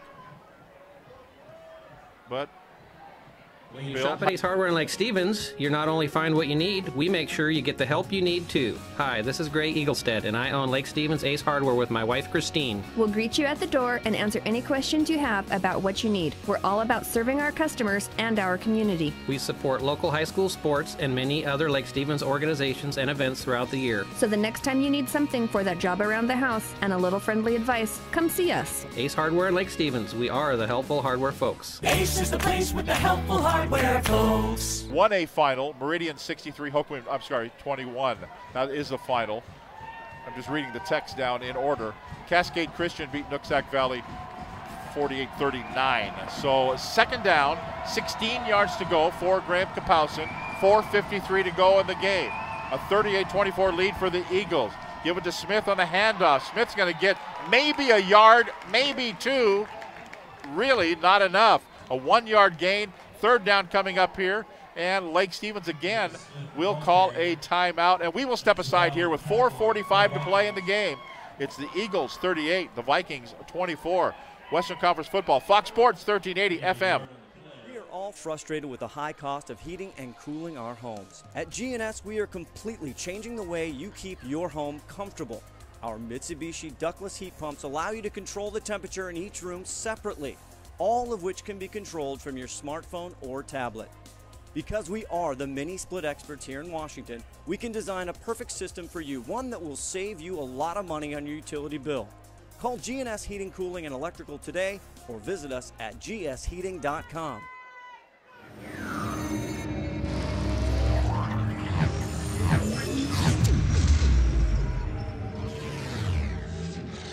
And 14 yards to go for Graham Kapowsin. Still a sliver of sunshine here for Lake Stevens through the raindrops. They're exhorting on their defense to make a stop here. Morris out of the shotgun. Give it to Smith. Smith up the middle. He's going to get back to the original line of scrimmage, and that is it. One of the Graham Kapowsin players just pointed first down because he was looking over at the down marker. Well, the problem is you got 10 more tacked on to the other end of the chain. And he kind of looked and goes, oh, well, never mind. Timeout, Lake Stevens. That's their final timeout. Boy, you spent them all here. Well, I think you do, though. Yeah. You do, though. You got to, and then now they'll start working the sidelines and maybe spiking the ball at times. And you're right, though. Stranger things have happened. If they can get a break here, get a run back on a punt or something to get them going, get a touchdown quickly, then they go for another onside kick. Tonight in 3A's Peninsula beat Mountain View 10-7. That is a final. Let's go to down to the field to Frank Foster on the sideline during this timeout. Frank. Yeah, Tom, we're down here visiting with the athletic director from Lake Stevens, and we're just talking about how they wound up. If Lake Stevens would have won, they would have hosted Woodinville, and it's at the WIAA. It's just a random draw. I asked him if they go flip it every year, and he said no, it's just a random draw. Yep. So Hutchison is deep. He's not usually back there to return. They're looking for a big play. 4th down, 9 yards to go. Manners to punt. Looking for the block. Won't happen. And Hutchison will watch it bounce. And boy, I thought it hit. It looked like it touched one of the Graham Kapowsin players, but they're going to down it down at the 2-yard line. Now they. Oh yeah. Yep, they're going to say that it touched it. Wow, that saved them 25 yards. Boy, wow. We have first touching of the kick. Here, first down. It's a penalty if you're Graham Kapowsin because you gave up about 21 yards or so. Yeah, that ball was being down inside the 2-yard line, but Lake Stevens will actually get the ball around the 25 or 26. Well, you got to go for broke here, I think. Like we said, push them all into the center of the table. 38-24, 4:24 to go. 1st and 10 for Lake Stevens at the 26-yard line. Trey Long talking to his running back to his right. Trip set to the left, and they'll flood the zone to the left. Looking upfield, and now he will be pushed down. Is he down yet? No, he escapes. Rolling to the right. It's Russell Wilson at the 30, 35, and brought down from behind. Sandwiched at the 39-yard line. 13-yard gain. He's a little slow to get up, but he gets a first down. That'll stop the clock to move the chains. He pirouetted twice, just like a ballerina. That's right. Isn't that what Rabel said? He did a plie right in the middle of it, too. So it's 1st and 10 at the 39-yard line for Lake Stevens. Clock starts to move as soon as they set the chains. There it is. 4:10 to play in the football game. Right hash mark, 1st and 10 from the 39-yard line. Long will roll to the right this time. Now looking, throwing down into traffic. The ball's going to be incomplete.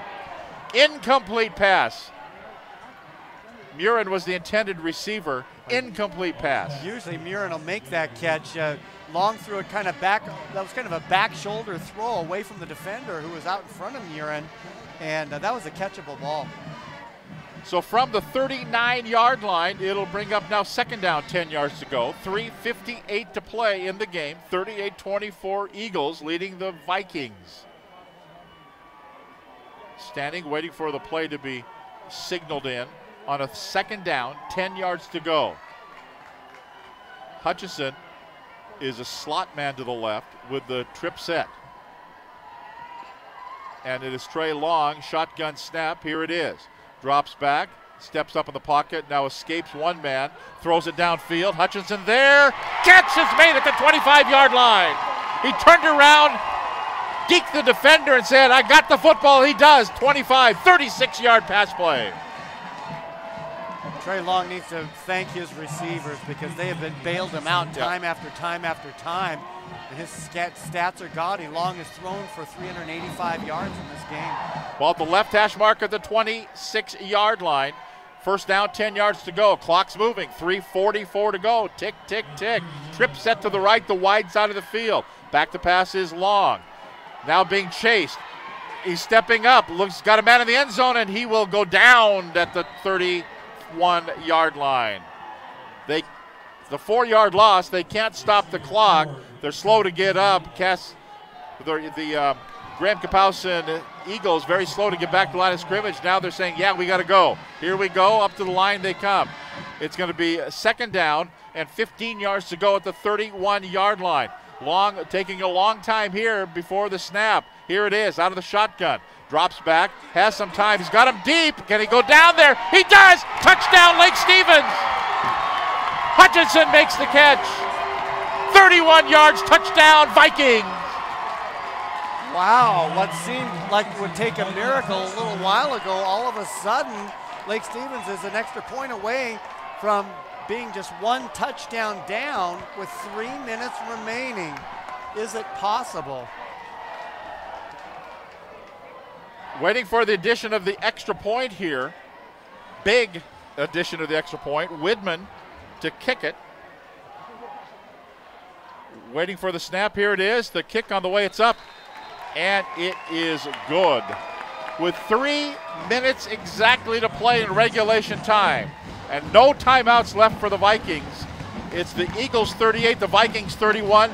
Western Conference Football, Fox Sports 38. You know that Speedway Chevrolet is part of the Lee Johnson Auto family? That means 84 years of serving you the LJ way. Need a truck? We have the perfect truck to fit your needs. Half tons, 1 ton, 2-wheel drives, and 4-wheel drives. Our finance specialists are here to help you, whether you have good credit or bad credit. We're just off Highway 522 at West Main Street in Monroe. Lee Johnson Auto Family, the LJ way.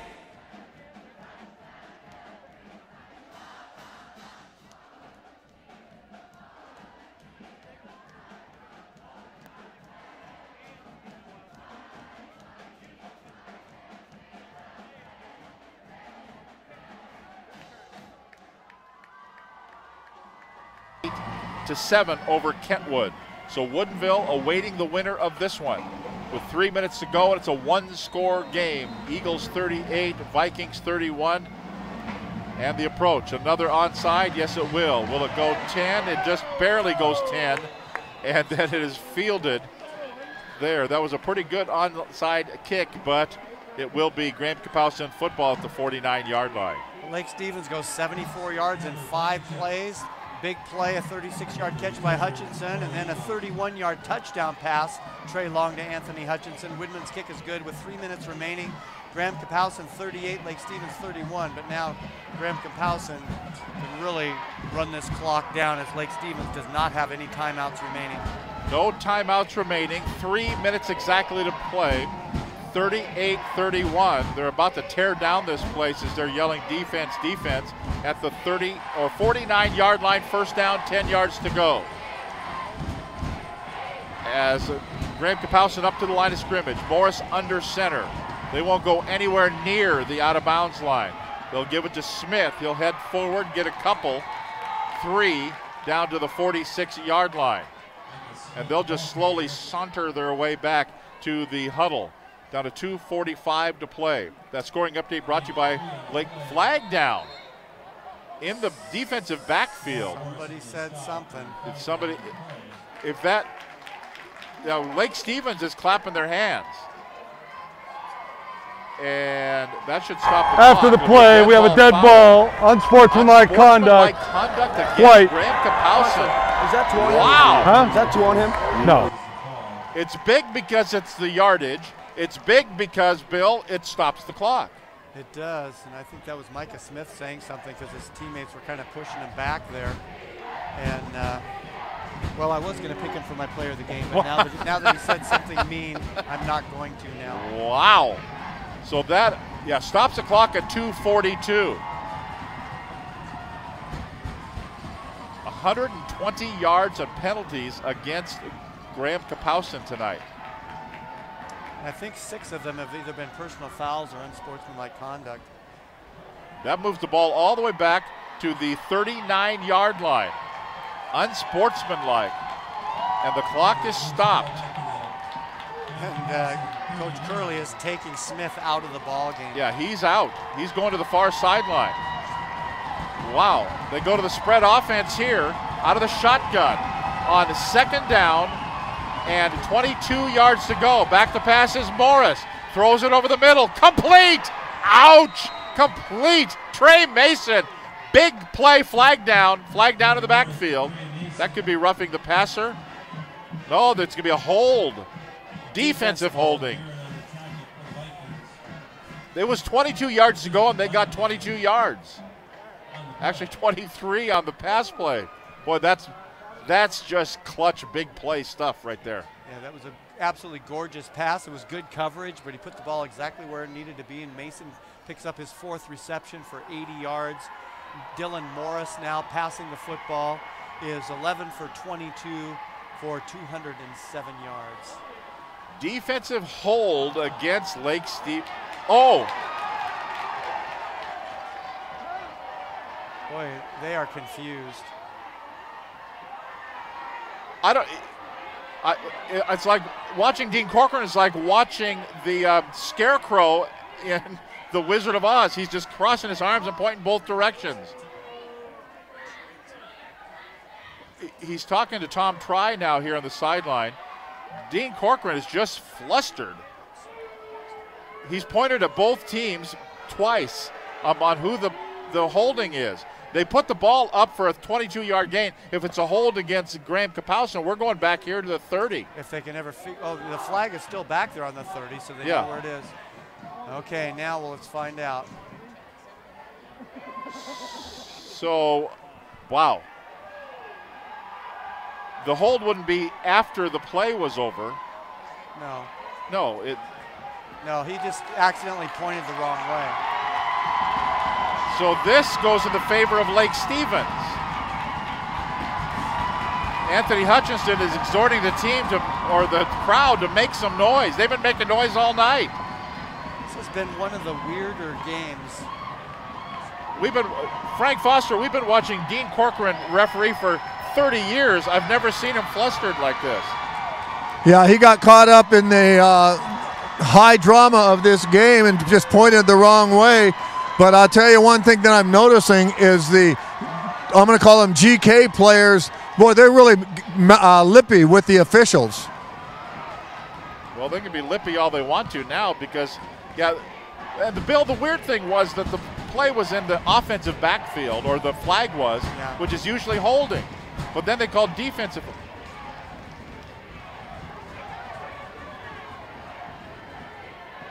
So, boy. Now, was it defensive holding, which is only a 5? I don't know. No, it's an offensive hold. It's going to be 10 yards. They just have to go from the line of scrimmage and not from the spot of the foul. Okay. To their credit, the flag. Graham Kapowsin is doing illegal use of hands. Offense. 10 yards. That was a hold. 10 yards. Holding. Replay the down. Replay the down. Against Graham Kapowsin. Boy. I'm not going to send the film to Canton. No. Wow. Yeah, Dean Corcoran just pointed the wrong way. Did I say black? To set off a whole bunch of stuff. And so I think his compatriots were marking it off like, well, Dean said it was defensive holding, that's what it is. So now it's 2nd down and 10, 20, 32. Offensive holding penalty. After all of that, 2nd down, 32 yards to go. The clock is now winding down to 20, 2:20, 2:17, 2:16. Less than 5 seconds on the shot clock. They will give it to Smith around the left-hand side. He'll just get a couple and put him out to the 33-yard line. Lake Stevens will get this ball back. It's 3rd down. With not a lot of time, we're down to 2 minutes to play. 25 seconds on the play clock. It's already started. Inside a minute, 2 minutes to play. Third down and 10, 20, 26 yards to go. 3rd and 26 at the 32-yard line. 38-31, Eagles leading the Vikings. Down to a minute 40 to go. Time elapsing here on the play clock. The back judge looking at his watch. Now he says less than 5 seconds to go on a 3rd down and long play. They'll run the football. They're going to try to eat time. They're going to get 3 yards to the 34-yard line. Hansen on the carry gets a couple of yards. Brings up 4th down here. Down to a minute 10 to go. The play clock is running. 25-second play clock. Hutchinson is deep to receive the punt. A minute 3 to go. Still moving. 1 minute to go. Hutchinson will go back. They're going to take the penalty, I'm sure. I'm going to take the delay of game penalty and have as little time as possible left. Down to 49, 48, 47 seconds. 5 seconds on the play clock. 44, 43. They'll call timeout. They will call a timeout with 43.8 seconds to go. And Bill, for both teams, and it's just been unbelievably, well, you say it, I'll use it, dumb penalties that have been called. You know, they're not the, you commit a penalty. This is big lippy. This is a late hit. Well, that's the Graham Kapowson. It's their dumb penalties against Lake Stevens' turnovers, but you know, Lake Stevens has 534 yards of offense right now. Graham Kapowson has 410, so a lot of yards gained. But then you subtract, you know, over 120 yards worth of penalties from Graham Kapowson's total. And if it weren't for those turnovers, Lake Stevens would be in the driver's seat. But they have one final chance.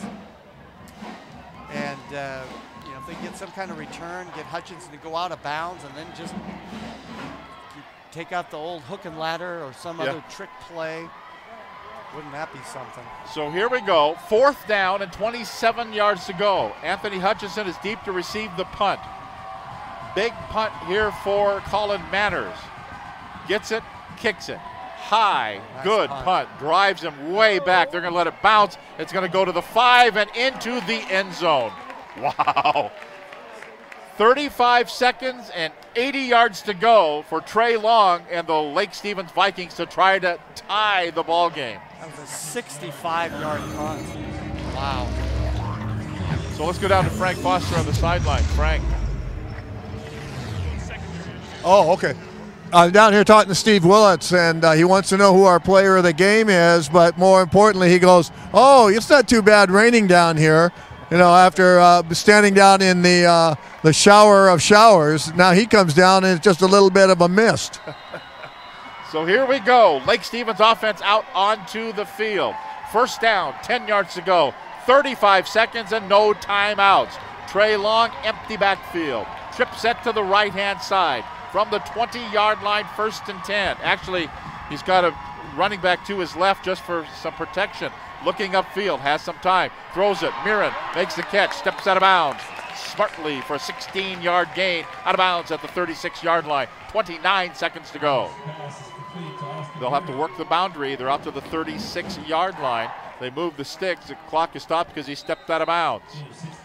Austin Mirren now 8 catches for 188 yards. And now we're going to stop the clock. Who's my player of the game? Austin Mirren is? Yeah. So I think they're going to have to put some time back on the clock. I think they want, now it says 2.9. The clock operator to the booth to our right has not had a good night. Yeah, it's the home clock. 29 seconds to go, they say, when he stepped out of bounds. From the 36-yard line, 1st down, 10 yards to go. Shotgun snap here for Long. Has time, lots of guys in the protection. They got the dime package in. They throw it, it's going to be complete. And out of bounds. Out of bounds at the far boundary. Out of bounds as the catch is made by Hutchinson. The 11-yard gain and a 1st down stops the clock with 22.7 seconds to go. They're up to the 47-yard line. At some point, you're going to have to go deep. Not quite yet. I think you have time for another couple. So here we go. First down, 10 yards to go from the 47-yard line. Ball dropping back is Long. Kind of a flag down. That's going to be an illegal block. He put it into traffic. The ball's knocked away, incomplete. Down to 14 seconds to go. That's going to be an illegal block. That's a hold of some description. You saw that happening as they were just trying to protect Trey Long and give him more time to throw, and illegally this time. Yep, and the party is just about over here with 14.5 seconds remaining. They're going to mark them back to about the 30-yard line or a little bit inside. Yeah, 10 yards from the point of the infraction, which was 11 yards behind the line of scrimmage. So it puts them all the way back to the 29-yard line. First down. 10 yards, replay first down. On the snap, on the snap. A 71-yard play here. So from the 29-yard line, Trey Long. And now we're going to have a timeout called by Graham Kapowsin. They want to talk over, Eric Hurley does, defensively what they're going to call. So here's where, Frank Foster, here's where you pull out your bag of tricks and see what you got to try to get 71 yards in one big gulp.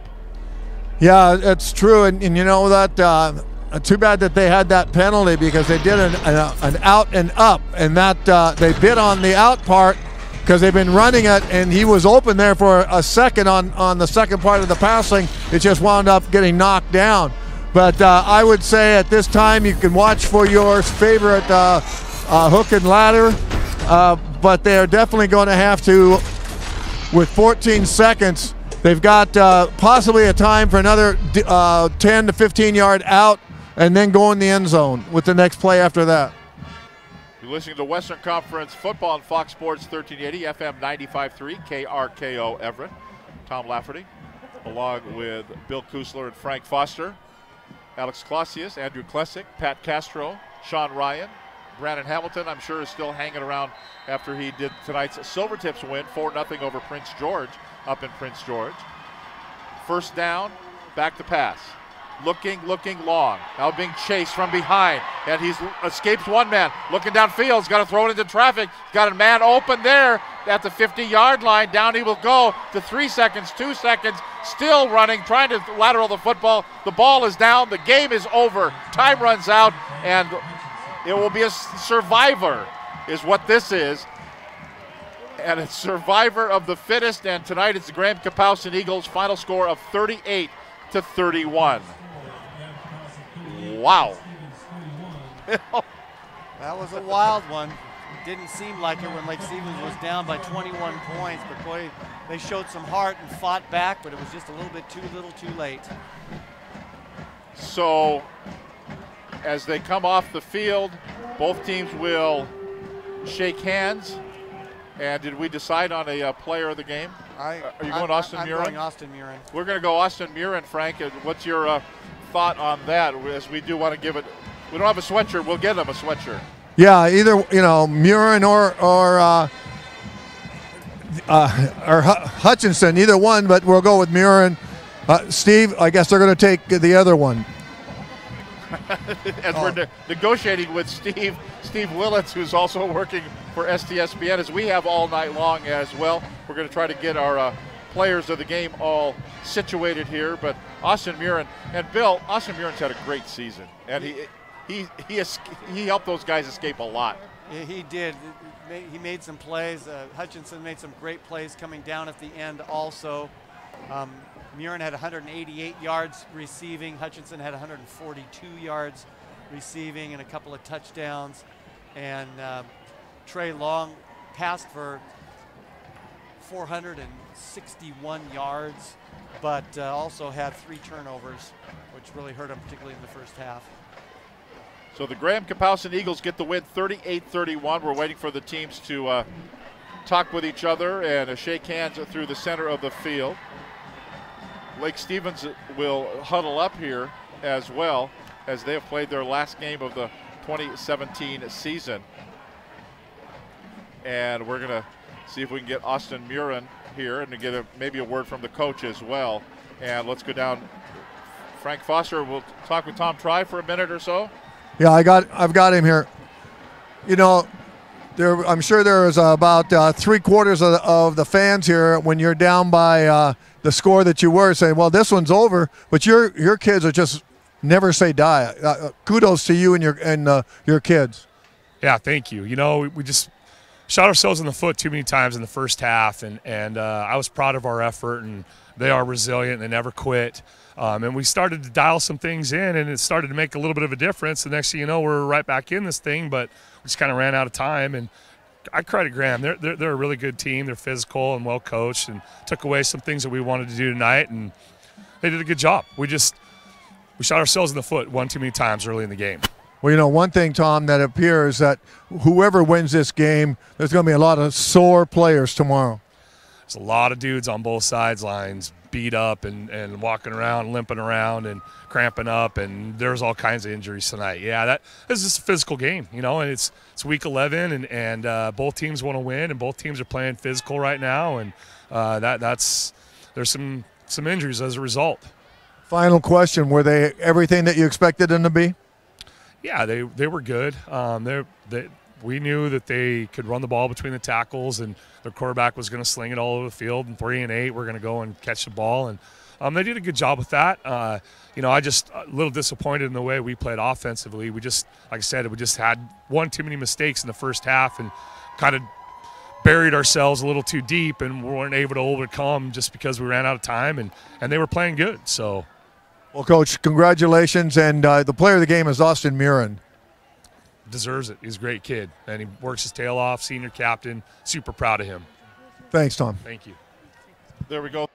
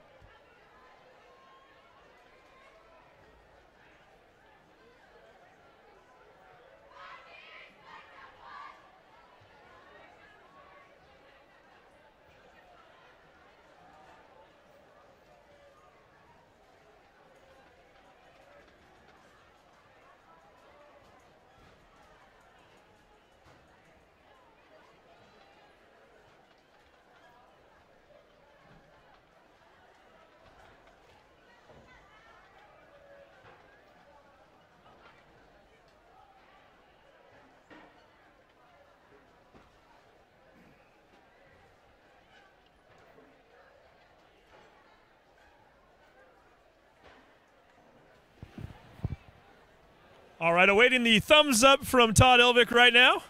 We've got it. We are with our player of the game. This is our Speedway Chevrolet player of the game, Micah Smith. Micah, your senior year, what does it mean to get back to the quarterfinals? I know you guys were last year, your sophomore year, and you missed the season with a knee injury. What does it mean for you guys to advance? It's pretty good. This is my first game back in 2.5 weeks, so it's been good to get out here and play against a great team like Lake Stevens. And it's my first time playing them because I missed the sophomore year, so I watched them come up in Art Creighton, beat us pretty bad. And Jacob Eason, Andrew Grimes, Hunter Ekstrom, it was just all over the board. Great. Well, I'm surprised that you throw those 3 names out. So obviously you remember that game. Did you guys use that as motivation this week? I know it was 2 years ago, so a lot of players have changed over since then. But I've got to think you don't forget that, right? Yeah, we watched the tape from that game. We paid attention to their counters and all their bootlegs and screens and stuff. We paid attention to it. Big play in the first half. 93-yard run. Take me through that play, what you saw. For a while there, you were bouncing off guys, and then you got a little convoy down there at the end of the play there as your guys were going with you. Walk me through the play. I thought I was going to get caught because they were both diving out my legs, a couple tackles diving out my legs, and then I got tired by the 50-yard line. So I was surprised I got all the way down there, but I have to thank my receivers for getting down there and making blocks for me. What was the conversation like at halftime? You guys are up by 11, and yet at the same time, Lake Stevens had 274 yards passing. Were you guys concerned at all about that as far as from the defensive side of things? What was Coach telling you guys? At halftime, we like to walk in and think about it as 0-0, so it's anybody's game. So they could come out. It's a great team. You saw them come back 31-38. It was pretty good. Saw you get a little banged up there late in the game, too. Are you? How are you feeling right now? Are you doing okay? I'm doing good after the win, but I'll make sure I go home and ice up to get some rest. Now, with the big quarterfinal game coming up against Woodinville, how long do you let yourself celebrate this game, and when do you guys start getting ready for the Falcons? We got to get ready on Sunday. We have film either Sunday or Monday. We'd be good. Okay, so at this time, I'm going to let you hold up the, again, you are the Chevrolet Speedway player of the game. Speedway Chevrolet right there, and we got the camera on Todd Elvik. Micah Smith, what do you guys need to do to get by Woodinville? What do you know about Woodinville, first of all? They have a great defense, and they have a great athlete, Nash Fouch, and I play with him, Mirage. He's a spectacular player. So you know a little bit about them. Big game coming up. And I got to say one thing, too. Todd, watching you down here when you were interacting with players, a lot of respect for you and for the Lake Stevens players. How important is that for you as a student athlete to interact with guys like that after the game and tend to know that your opponent respects you? I know a couple players on their team, so I just like to give respect. Make a good play, I'll give you respect. If you get me in the backfield, I have to give you respect. And they've got to give this guy respect. Almost 200 yards tonight. He's advancing on. Micah Smith, congratulations on a great win. Best of luck to you guys in the next round. Thank you. All right, Todd, so once again, the final score here tonight, 38-31, Graham Kapowsin. We're going to let Micah go ahead and celebrate with his teammate right now. We'll make sure that he gets a copy of this. Great job, Micah. 38-31 final score. Graham Kapowsin defeats Lake Stevens tonight. First time in 3 years that Lake Stevens will not be advancing to the quarterfinals. Graham Kapowsin, on the other hand, made it to the semis 3 years ago. These guys remember that. Micah was talking about it earlier. His freshman year, he got a little playing time in that game. They would love nothing more than to get back to that round. But first they've got to get through Woodinville, a team that many are projecting might be the team to beat in 4A this year at the state tournament. So we're going to sign off now from Lake Stevens High School. Once again, the final score, Graham Kapowsin 38, Lake Stevens 31. You've been watching STSPN.com.